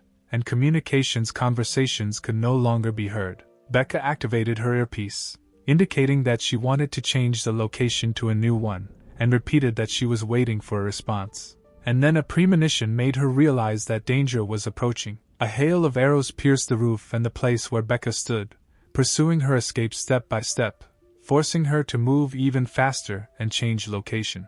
But no matter how she ran away and tried to hide from the attack, one of the arrows filled with red magic wounded her in the left shoulder. Immediately there was a command to stop shooting, and strangers appeared on the edge of the roof, where Becca was just recently. They told someone that the target had been found. Becca peered into their faces, a little happy, that the arrow that hit her arm did not hit the muscles, but the fact that it pierced the skin indicated a violation of the rules. All arrows for competitions had to have a blunt tip, and this could not happen, which means that her opponents had combat ones. The first enemy jumped onto the platform in front of the girl, thinking that she was scared and discouraged, telling her that she should not expect anyone to come to her aid, saying that they had taken care not only of blocking the radio waves, but also so that broadcast cameras do not illuminate this place.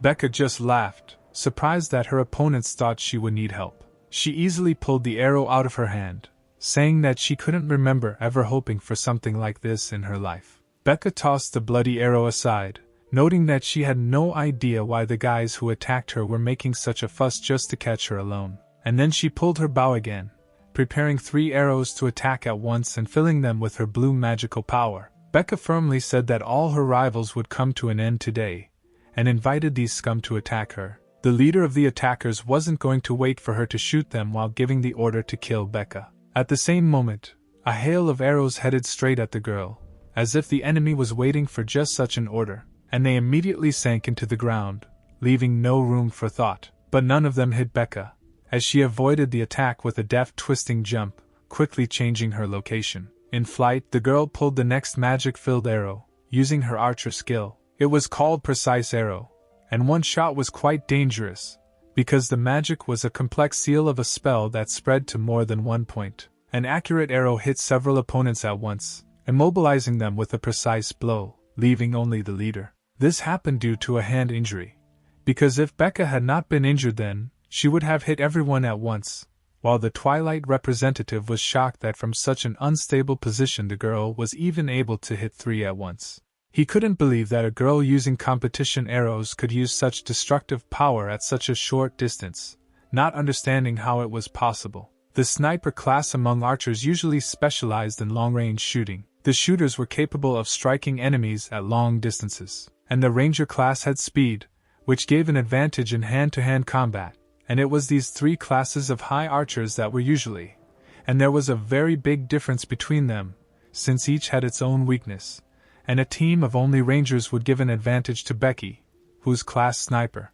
Benet thought that the pain in her arm was not too severe yet, and she was quite capable of coping with the rest. At that moment, one of her undefeated enemies appeared from the side, taking aim at her. The girl was forced to take a stance in order to be able to jump further. It was while jumping that she used her sniper skills again, and her attack seemed successful until the last moment. Her opponent was not the easiest one, as the guy dodged at the last moment, and the arrow flew past, without touching him and allowing him to relax for a moment. But the arrow fired by Becca was not an ordinary one, because the girl used the skill of a circulating arrow, and without reaching the target, filled with magic, it simply turned around to still hit its target.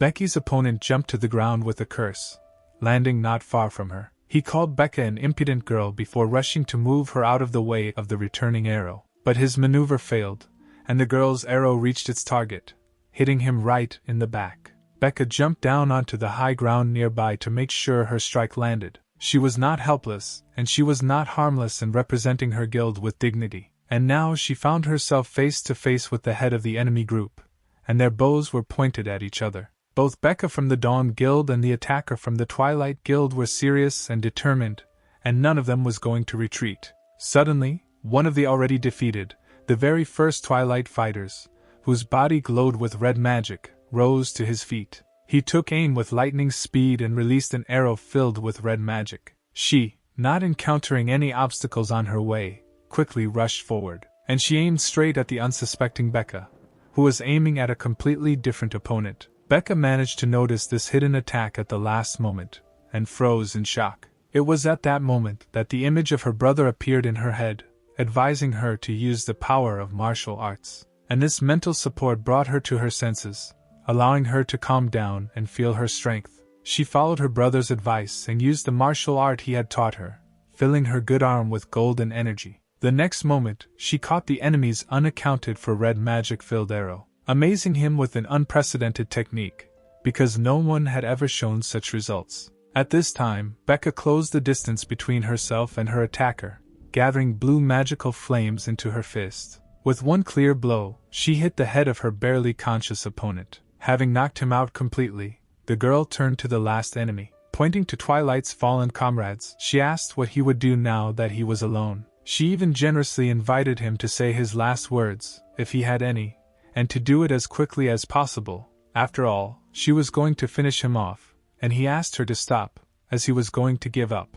The connection in the girl's earphone was finally restored, and her colleagues from Dawn said that they could help her. A blue arrow filled with magic struck down Becky's last opponent. 3 from Dawn appeared on a nearby building, and Becca was praised over the comms, saying she had done a great job. The girl confirmed the restoration of communication, asking if it was too late for reinforcements, and the colleagues had to apologize, saying that they had no excuses. At this moment, the live broadcast was restored in Becca's sector, and the presenters animatedly began to discuss what had happened, while simultaneously reporting that the Dawn Archers had won the 6th survival competition.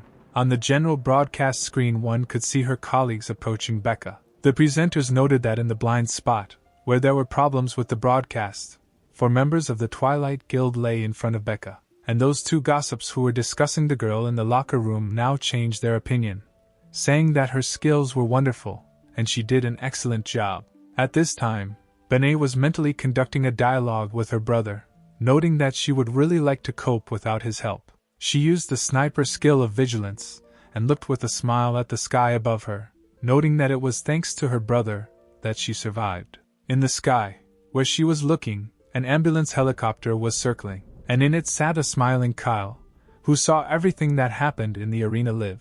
Alice Labora, sitting in the next seat, asked with a smile whether he saw everything that happened. Kylie had no choice but to admit that yes, he saw everything. Only Benet was not going to give up, pretending that he saw how his sister avoided defeat with the help of the power of martial arts, which he taught her.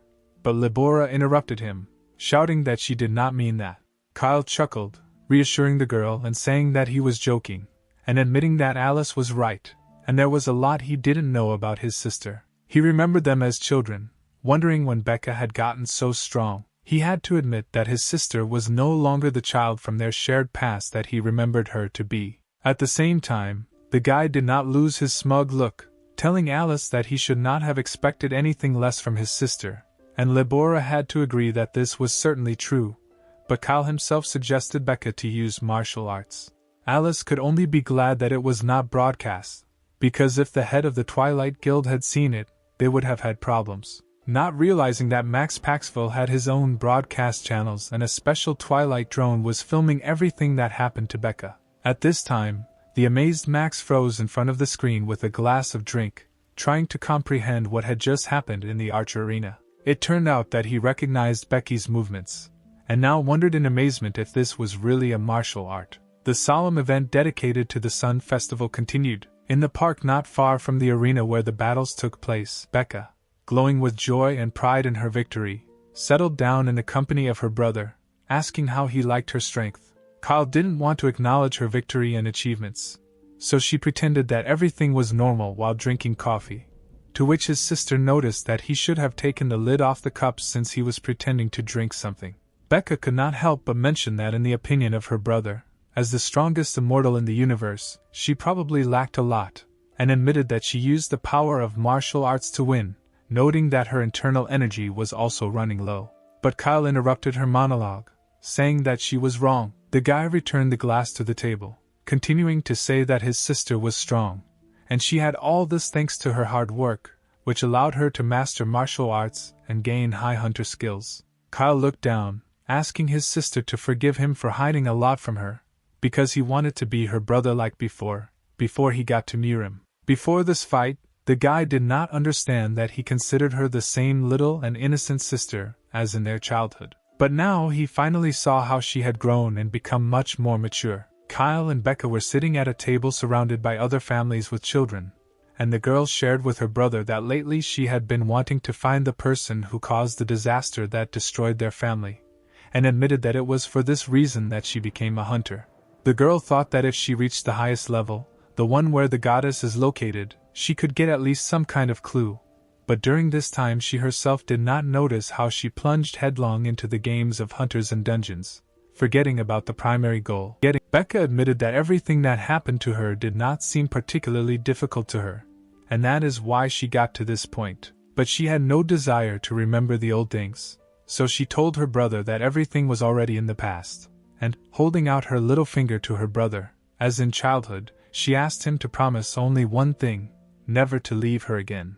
Kyle replied that it was obvious that he was not going to leave her anymore, but Becca disagreed. Continuing to extend her little finger, she shared that in the last months she felt that he was hiding something from her, and therefore the girl felt very lonely, so now she asked him not to hide anything from her in the future. Kyle looked at his older sister with a smile and warmth. By holding out his little finger and sealing their vows, he confirmed that he was never going to leave her alone again. After the vows, Kyle turned to his slightly embarrassed sister, saying there was something else Becca should know. With a slightly condescending smile, Kyle corrected his sister on what she called him, reiterating that his title sounded like the immortal Sword Emperor, and she should remember that well. At first, Becca looked at her brother in disbelief, thinking that he was talking about something serious, but when she realized that that was all, and he didn't want to tell her anything more, she felt annoyed. Meanwhile, an announcement from the organizers of the festival was heard over the loudspeaker for the spectators, informing them that the great battle would begin in an hour, and everyone was urged to hurry to the beginning. Kyle stood up from the table, telling Becca that he had to go, and she wished him luck, finally clarifying whether he was serious about going in the clothes he was wearing now. The guy just shrugged his shoulders in slight surprise, clarifying that she was comfortable, and he liked everything, and then asked Becky if the last guys who attacked her seemed strange to her, because from the outside it seemed as if they were there on purpose and were targeting her specifically. Becca was not surprised by her brother's question, nor was she surprised by the idiots who were going to set a trap for her, explaining that if both the Twilight Guild and the Dawning Guild were in the dungeons at the same time, then such skirmishes happened often, and at least this time it was like an ordinary skirmish. The strange thing was that they attacked her openly. But the girl didn't feel particularly worried about this. On the contrary, she proudly replied that this happened because she was considered a pro from the Dawn Guild, and that's why they wanted to get rid of her quickly. To which Kyle cautiously and mentally noted that his sister was definitely a pro and about kicking your interlocutor's ears. But Becky's answer did not give him confidence, nor did he calm him down, so he continued to think about it. He remembered that sign warning that the chained celestial warrior was going to take everything from him, and he hoped that these events were not connected. Kyle reached his third locker room, where they were already waiting for him. Richard Fraser greeted Kyle with Alice Libora standing behind him, saying that he had heard a lot about Kyle from the latter. He shook Kyle's hand intensely, announcing that he would take charge of the vanguard of the great battle and he was looking forward to it, also mentioning that he was pleased to meet the hunter. But his attention did not stay on Kyle for long, and the head of the Dawn Guild switched to other hunters, asking how they were doing, leaving Kyle and Alice perplexed by his behavior. Benet mentally asked Alice if this was really the same chapter that she told him about, and Libora asked not to look down on him, because Richard was level 60. The head of the Dawn Guild himself was communicating with other hunters at that time, encouraging each one, although Kyle mentally noted that even if he had level 60, he was still weaker than Libora, and she had nothing to answer. Richard, meanwhile, managed to talk with the other participants and said goodbye, leaving the locker room, and wishing all the hunters a successful preparation for the competition, while Alice continued to conduct a mental dialogue with Kyle, who said that he would not use martial arts during the battle and that the girl should I had to understand myself. The other hunters bowed respectfully at this time to thank the guild leader for his support, and Kyle reminded the deputy head of Dawn to forget that highly developed martial arts are indistinguishable from magic. But Kyle had another message for Alice, in which he wanted to thank her for pushing him to talk to his sister, and he managed to make peace with Becca. Alice smiled, joyfully accepting this news, and saying that she was glad about this development of events. The girl sincerely wished good luck to the pleased Kyle. Other hunters from the locker room called Kyle, asking if he was an ally of the Dawn Guild, and saying that they had already heard a lot about him from the deputy head of the guild, and asked him to take care of them as an advanced detachment. But these hunters were not interesting to Kyle, nor was their admiration, so the guy quickly lost interest in them, thinking about what happened to his sister. He came to the conclusion that no matter how hard he tried to explain the actions of the Twilight group, he could not give up the idea that the attackers did not act by chance, but followed someone's instructions. And at that moment, when Kyle decided that there was only one person who could give such an order, he appeared in their locker room. A guest came to the hunters of the Dawn Guild. It was the head of the Twilight Guild, Max Paxville, along with his secretary Sam, who brazenly asked if he had disturbed the guys. Kyle was not surprised by this, although he remained on guard, thinking that if the Celestial Warrior had sent him that message threatening him, then he could not rule out the possibility that Max Paxville, who was subordinate to the Celestial Warrior, could be involved in it.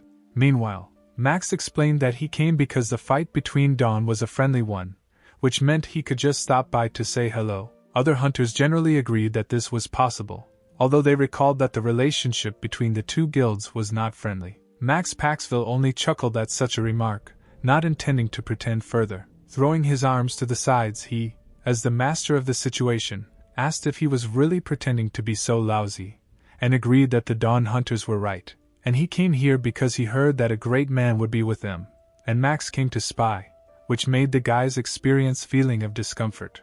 Max, meanwhile, approached Kyle, extending his hand and saying that he had heard a lot about Beckett, and would be pleased to meet him. Paxville put on an innocent and joyful expression on his face, clarifying that this was their first time seeing each other. Kyle, who was closely following the man from Twilight, did not buy into such cordiality, remaining on his guard. He agreed that this was their first meeting and shook hands with the head of the Twilight Guild with a serene smile. Paxville at this time listened carefully to the space and the guy in front of him, noting that he did not feel the heavenly harmony of pure art. This greatly worried the head of the Twilight Guild, because he was sure that it was Kyle who taught Becca martial arts, But if it was not Benet, then how could a girl who was definitely not in Urim be able to learn the technique that helped her win? At this time, Kyle noticed that although he did not know Max, he knew his employee, Sam, who was standing at the door, and the guy greeted Kyle with a confused smile. Benet admitted to Max that he wanted to meet him through Sam, but remembered that the conversation did not go well then. Also, Kyle was not going to remain silent about what happened to his sister, mentioning that Becca in the Battle of Archers caused enough trouble for the Twilight Hunters, but this did not bother Max, and he, on the contrary, mentioned that he himself wanted to say about it, summarizing that Benet's sister had, as expected, great skills. Kyle turned into an open threat, telling Max that Paxville should remember that Benet will not forget about what happened, and the head of Twilight will pay for what happened, but he was not at all afraid of this threat, saying that he would look forward to their meeting. Benet was not going to continue this conversation further, because he had to go, so the guy turned around, getting ready to leave, finally remarking that Paxville really should wait. Mentally, Kyle set priorities, deciding for himself that whether the attack on his sister was connected with the Celestial Warrior or not, this was only the second most important fact, while the incident of the attack itself remained the first. So Kyle promised that he would arrange something interesting for Max, a performance that definitely will not disappoint, because Benet was going to erase the Twilight Guild from this world. In the central arena, everything was just ready for the start of the next stage of the Sun Festival. The presenter turned to the audience in anticipation, announcing that the moment they had been waiting for was approaching, while her colleague was again less emotional and skeptical about her. They announced that the main event of the Sun Festival, which did not require words, was to begin right now. It was the great guild battle of dawn and twilight that was finally about to begin. In the center of the large stadium, where all the events of the holiday took place, a special arena was prepared, and hundreds of thousands of spectators were waiting in anticipation for representatives of the guilds. Kyle was the first to appear on the field, and the hosts announced that he was the hunter who would represent the dawn side, and he was a super rookie who attracted a lot of attention thanks to the personal offer of a partnership by the deputy head of the Dawn Guild, Alice Libora. He was announced as the head of the Martial Arts Guild, Hunter Kyle Benet. The first emotional presenter told the audience that the appearance of a hunter not from the guild in the great battle was the first time at the Festival of the Sun, and she, like other spectators, wondered who he was and why he was invited to Dawn. The second calm presenter replied that the level, class, achievements and all information about this hunter were hidden, mentally thinking that he wanted to file a complaint against his colleague, and out loud continuing to say that since nothing was known about Kyle Benet, then this can psychologically affect the opponent. Meanwhile, Kyle's opponent was also announced. He turned out to be the head of the advanced detachment of Twilight, who, when Kyle approached, immediately informed him that the rumors about the hunter were true, and he really had an impudent face. It was the genius mage of the Twilight Guild, going by the names Flame Charisma and Fire Dragon Flame, a young guy whose name was Stephen Gore, who immediately informed Kyle that he was going to incinerate him to a crisp. Kyle looked at his opponent with ridicule, mentally wondering if he was ashamed to use such a strange name as Fiery Charisma, and out loud noting that all his names, including the Flame of the Fire Dragon, could sound absolutely normal in Murim, but here they looked weird.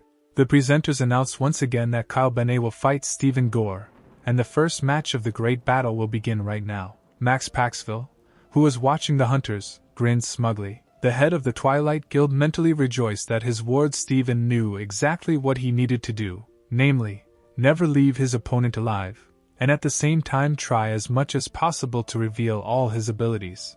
As if sensing the attention of the head of the guild, Stephen turned to the podium, remembering what the head had told him. But turning to his opponent, he noticed that Kyle had already soared into the air, and the fire mage was surprised at what kind of show was happening in front of him, just as the hosts were surprised at Kyle's similar behavior, because Benet immediately revealed his class, flying quite high.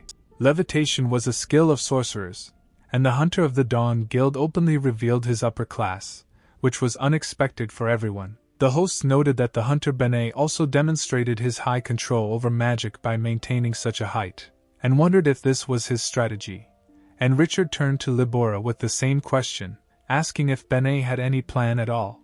Alice, who was looking intently at the arena, was not happy about this turn, answering the head of the guild that she didn't know if Kyle had a plan, assuming that he just wanted to do it, and that's all. Kyle, meanwhile, assessed the opponent in front of him with an attentive gaze. He already realized that Steven's level was 50th, which means approximately the same as that of the former head of the Dawn Guild, Mr. Khan. Therefore, if he immediately uses martial arts, then the enemy will not turn out to be a normal magician, but if he uses only the skills of a hunter for battle, then a fire magician will be good for something. Kyle realized that he was currently at level 53, and although he was quickly increasing his power level, he had no real experience as a hunter. Kyle also turned his gaze to the podium with the heads of the guilds, realizing that not everything was so simple. And he turned out to be right. Max Paxville was closely watching him, and now Kyle had to take this into account when choosing his actions. But overall, this did not upset the hunter, and he was amused that Max wanted to know more about Benet so much. Well, Kyle was ready to provide this opportunity to the head of the Twilight Guild, saying out loud that he could watch for at least 100 years until his eyes dried out, while he concentrated the blue magical power around himself, sending this magical stream at his rival. Benet ended his thought by saying that he still would not show the head of the Twilight Guild what he so wanted to see, meaning the power of martial arts. The presenters continued to comment on what was happening in the arena, noting that a large number of energy spheres created by Kyle literally rained down on the enemy, but he was trying to protect himself from them with a fire barrier. They also note that this kind of technique using mana spheres without attacking is a skill of a basic class mage, and Steven is surprised by this, and he assumes that such an attack from an opponent is an attempt to test the waters. Steven gathers his magic, and under the comments of the presenters, he transforms it into a whip burning with flame, waving which he tries to reach his opponent. The hunter of the Twilight Guild was not arrogant, and he understood that since Kyle was a magician, he definitely had to come up with something to win. He remembered that magicians were divided into 3 classes, and those who were engaged in non-combat activities, making skill cubes and items, were called artisans. Mages who specialized in combat and imbued special attributes with mana were wizards, and the last class was called sorcerers, and they were the embodiment of the phenomenon and concept of magic, since they were closer to people with supernatural abilities than magicians, and could use teleportation or flight.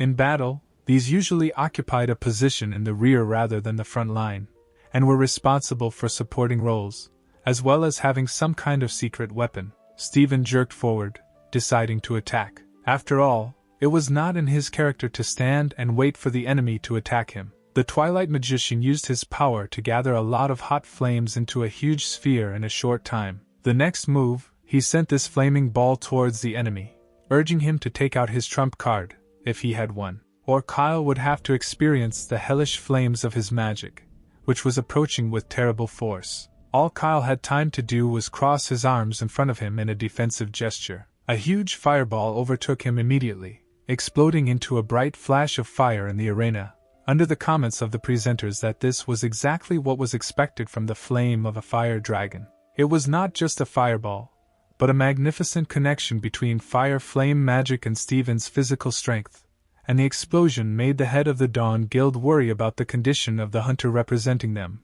while the host added that Steven was a hunter who was known for his fighting style, which manifested itself so clearly in close combat, completely atypical for the magician class. Kyle, meanwhile, turned out to be unharmed, noting that he thought he was the only magician from Mirima. It was clear that in the place where Benet stood in the arena, there was a whole crater from the explosion, but Kyle himself was not injured, continuing to note out loud that Steven's thinking was somewhat similar to his, Kyle's, and this fact slightly spoiled Benet's mood.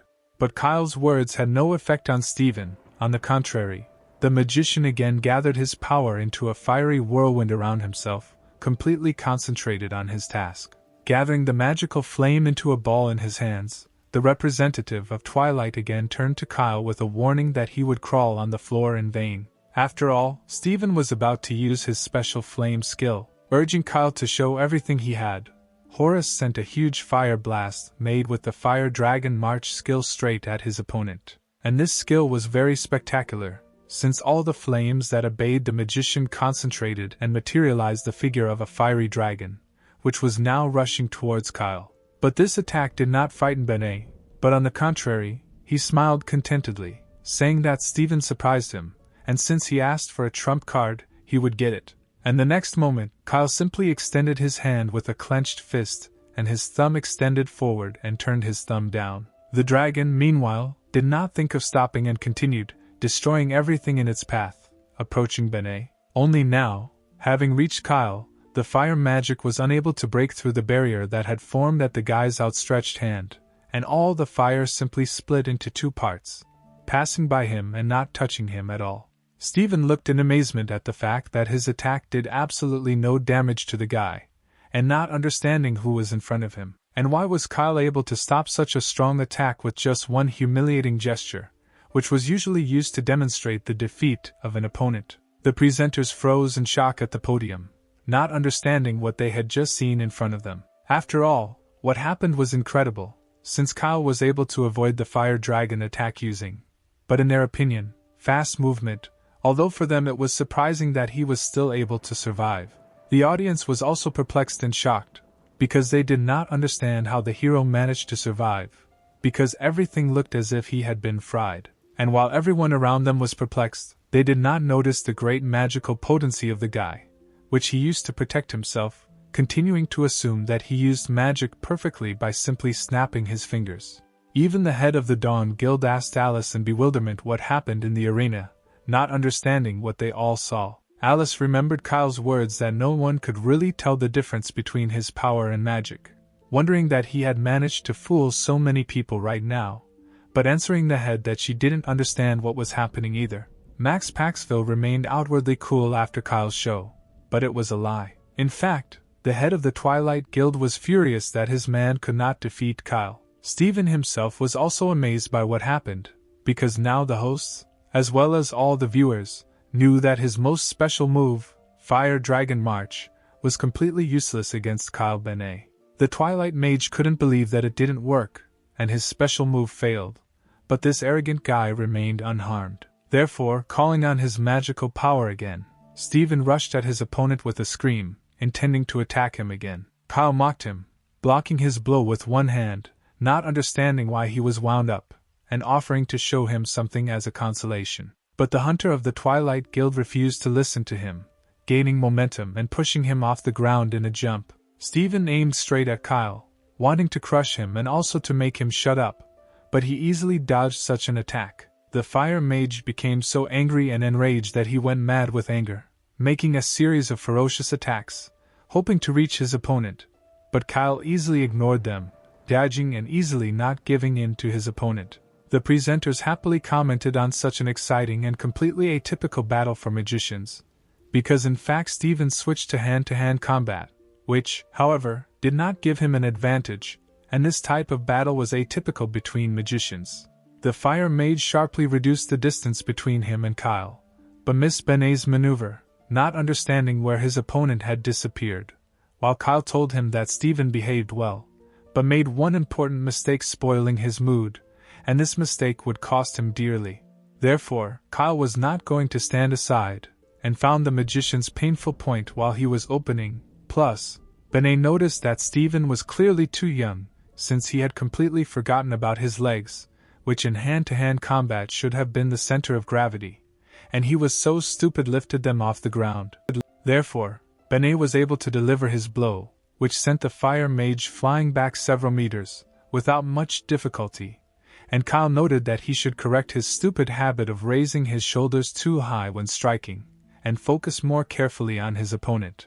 Steven, lying in a cloud of dust on the ground and recovering from the last blow, still could not understand how he received it, asking how Kyle did it. Kyle closed the distance separating them, stopping and hovering over his opponent sitting on the ground so that he blocked the light, smilingly announcing that he had been studying martial arts for a long time. Benet leaned toward Steven, who was sitting on the ground, edifyingly noting that the fire mage had too little experience. In an instant, Benet's smiling and good-natured face turned sinister, and he threateningly asked whether the fire mage understood everything from his words, also clarifying whether he still thought that only abilities were enough to win. Steven felt that the hunter fighting for Twilight was mocking him, because Benet also noted that he clearly hurt the fire magician's pride with his words, showing that the techniques of the magician, who considered himself the strongest, were completely insufficient and that he, in fact, was a weakling. These words angered Stephen, causing him to feel furious, and he shouted that he was going to incinerate Benet, causing Kyle to be surprised at his stupidity. Benet, with great speed and indescribable ease, jumped away from the angry guy, who had surrounded himself with a fireball, to a safe distance. Stephen turned his magic into fire with no intention of stopping, because his rage and anger also gave him strength, and he, even having exhausted his mana, was going to burn Kylo to the ground. The fire mage again summoned fire dragons, only this time there were many more of them and they all gathered in a large fiery avalanche, because he again used his true power to attack Kyle. This skill was called the Fire Dragon's Fury March, which fully corresponded to his state of anger and desire to destroy Kyle. And now all these dragons were heading towards Benet in a furious attack, intending to deal with him once and for all. Kyle admired Stephen's attack with a slight grin, but the guy didn't look scared or amazed. Even seeing the mouth of one of the fire monsters in front of him, Benet only noted to himself that in order to repel this attack, he would need to invest a little of his strength. The presenters and spectators, meanwhile, watched as fire dragons surrounded Kyle from all sides, enclosing him in a burning cage. In addition, there were so many dragons, and they flew throughout the stadium, which raised fears, because they could burn the entire stadium to the ground. The presenter suggested that since the flames, almost like an explosion, covered the entire stadium, Kyle would have to sweat to cope with such a strong blow. Alice Libora, who was watching the fight from the guild representative's box, did not take her eyes off the arena. In the words of the presenter, that such a strong attack from Stephen drove Kyle into embarrassment, because no one knew what could be countered to such a ruthless attack.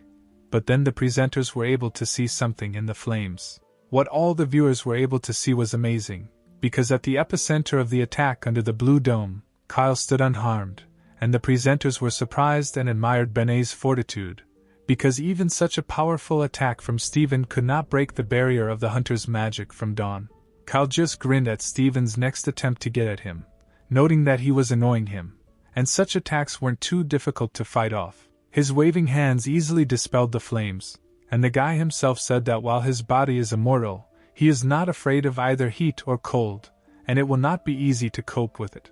The fire dragons began to lose their power, dissipating in the air. Kyle was again able to deal with Stephen's attack without any effort, and the arena showed the fire dragons failing to do their job. And the next moment, the barrier around Kyle burst, and a gust of air and magic scattered around, extinguishing the surrounding fire. Benet stood in the flow of his magic, colored a life-giving blue, again with his arm extended forward and his palm clenched into a fist, and his thumb down, promising Stephen defeat, and out loud he reported that the fire magician's pathetic attack had failed him hurt.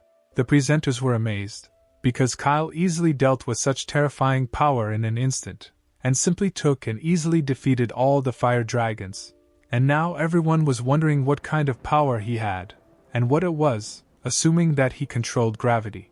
The fire mage of Twilight fell to his knees in shock, not understanding how it all happened and why this was even possible. Kyle loomed over his stunned and unconscious opponent as the hosts continued to wonder if gravity was really his force, and if so, they had no idea that this type of magic was so powerful, and to them, experienced observers of such competitions, it was something new. They admitted that his strength was beyond imagination, and did not understand how a person could use gravity so skillfully, doubting that Kyle was a novice while Benet prepared for his own attack, because the guy had already concentrated his power into a blue magic ball in his palm, telling Stephen that their battle was more fun than Benet imagined. Kyle surrounded his opponent with his magic, grabbing him to deliver the next crushing blow. Benet's full-strength blow to the stomach knocked all the wind out of the fire mage. He flew several meters across the arena after Benet's melee attack. Kyle looked at his defeated opponent with a grin, saying that it was time to end their fight. The head of the Twilight Guild, Max Paxville, asked his deputy Sylvester in the box who would be next from their guild, and he said that it was Dustin Hammer, and Paxville liked this answer. Max was angry about losing his fire mage, so he ordered Sylvester to convey his words to Dustin that he should use it. Dustin Hammer was a knight called the Spear of Twilight. This knight was practically invincible, and his weapon, which was a spear, always killed everyone from the Dawn Guild. The hosts rejoiced at Dustin Hammer's appearance on the stage, introducing him not only as the Spear of Twilight but also as the Mage Killer, and the knight truly seemed invincible in his gleaming steel armor. The female presenter asked her colleague whether Dustin Hammer, judging by his nickname, had never lost, and he said that in general the warrior class has a higher percentage of victories compared to magicians. At the same time, the presenter noted that this does not mean that knights are stronger, because magicians may have more techniques that remain secret and were not known to anyone. Kyle, who heard some of the words voiced by the presenters, stretched his fists in front of him with a grin, saying that he would look forward to their fight, because Mage Killer sounded like a challenge to him, and Benet also appreciated his opponent's knightly costume.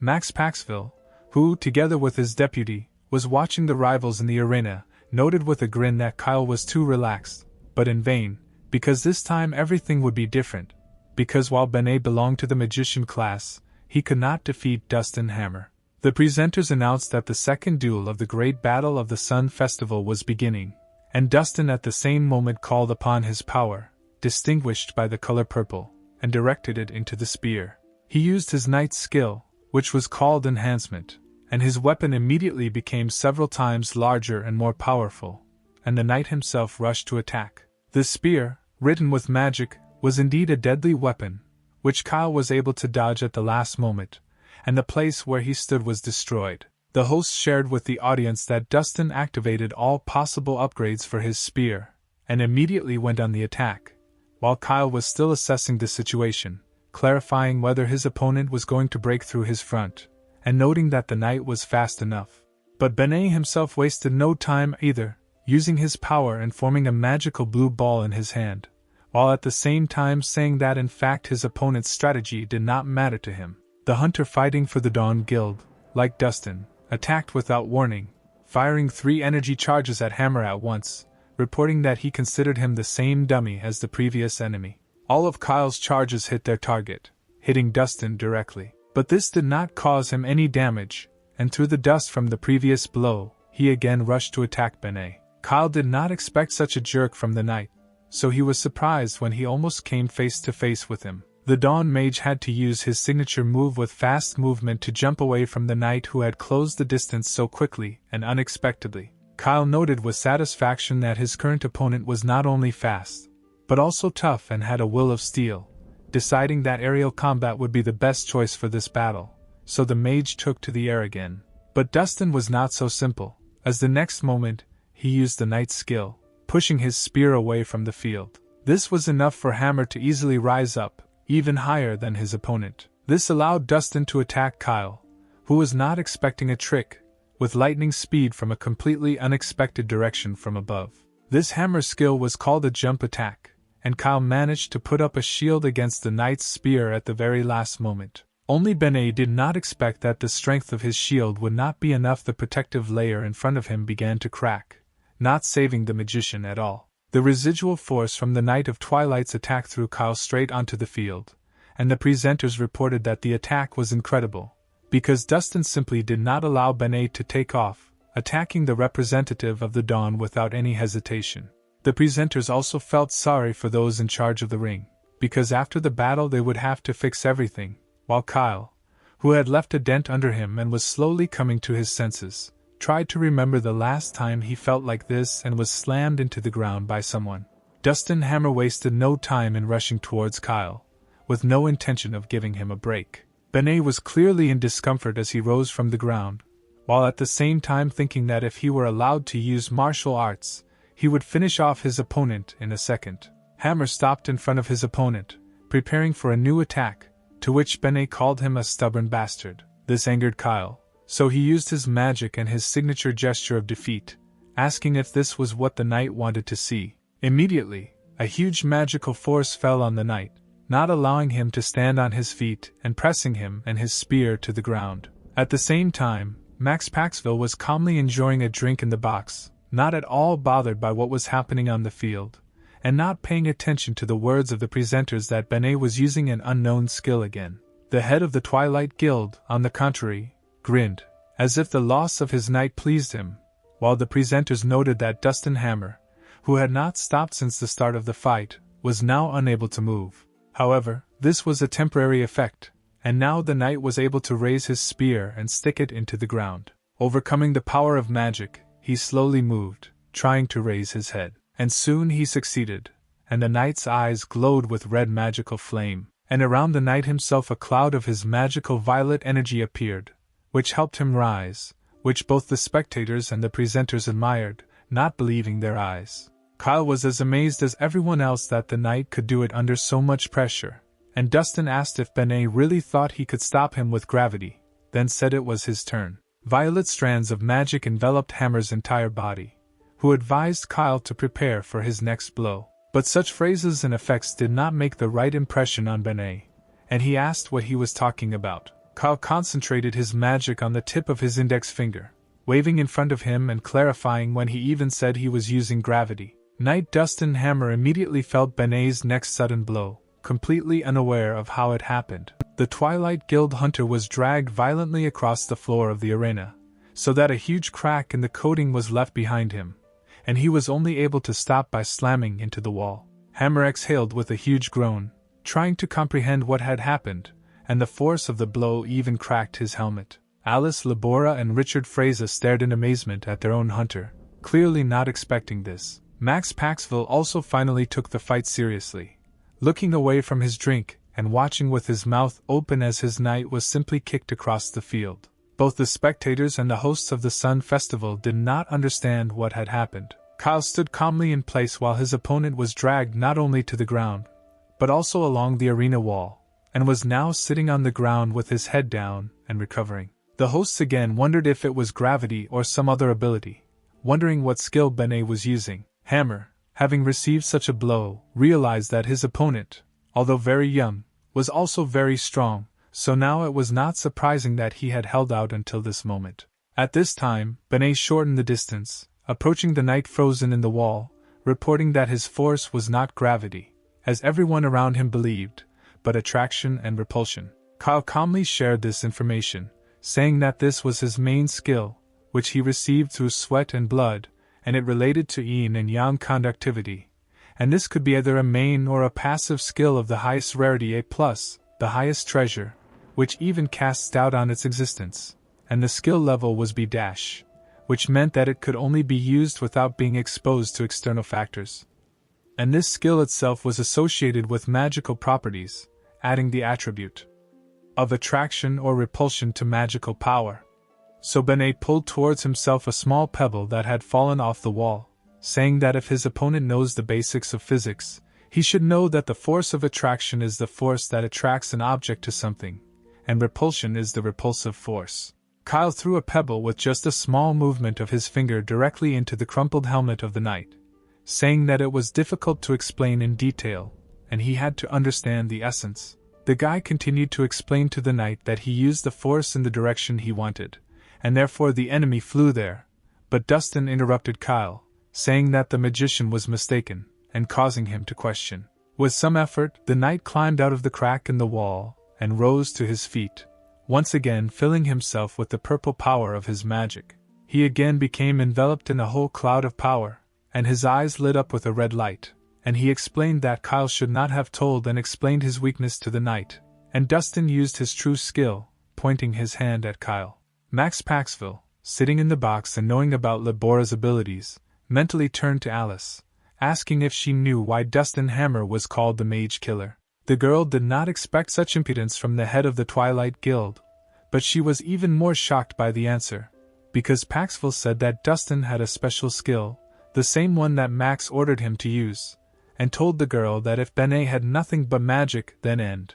At this time, amazed by the speed and strength of the knight, Kyle stared in shock at the hammer's magic approaching him. Dustin's hand, filled with purple magical power, seemed to block out all the light, rising above Kyle's face as a bright shadow. Max Paxville saw no point in hiding, triumphantly declaring out loud that Benet would die right in the arena. Alice Labora turned to the arena in shock, not believing the words of the head of the Twilight Guild. Kyle Benet was thrown back by the knight's power, and a blue information sign immediately appeared in front of his face, shockingly written as Dustin Hammer cast a counterspell.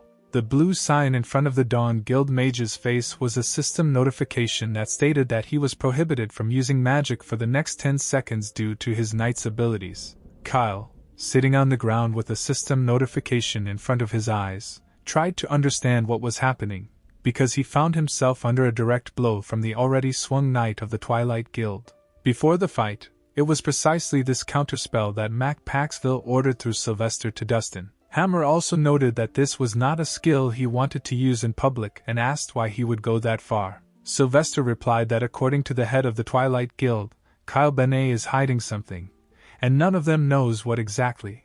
But a magician who has the power of attraction is too dangerous. Therefore, the head of the Twilight Guild gave the order to his knight to kill Benet, and so Kyle found himself in this situation, when a counterspell blocked his magic abilities, as reported by the system notification, and the knight swung for a decisive blow to kill the guy. Benet looked at the blue information sign with confusion, not understanding what it was. Knight of the Twilight Guild Dustin Hammer attacked the magician, intending to carry out the order of the head. Kyle miraculously managed to jump to the side when a terrifying blow from a spear struck the place where he had stood a couple of seconds ago. Dustin noted that he could see how surprised Kyle was, and said that his true skill was the counterspell, and that it was the one that temporarily disables the ability to use magic.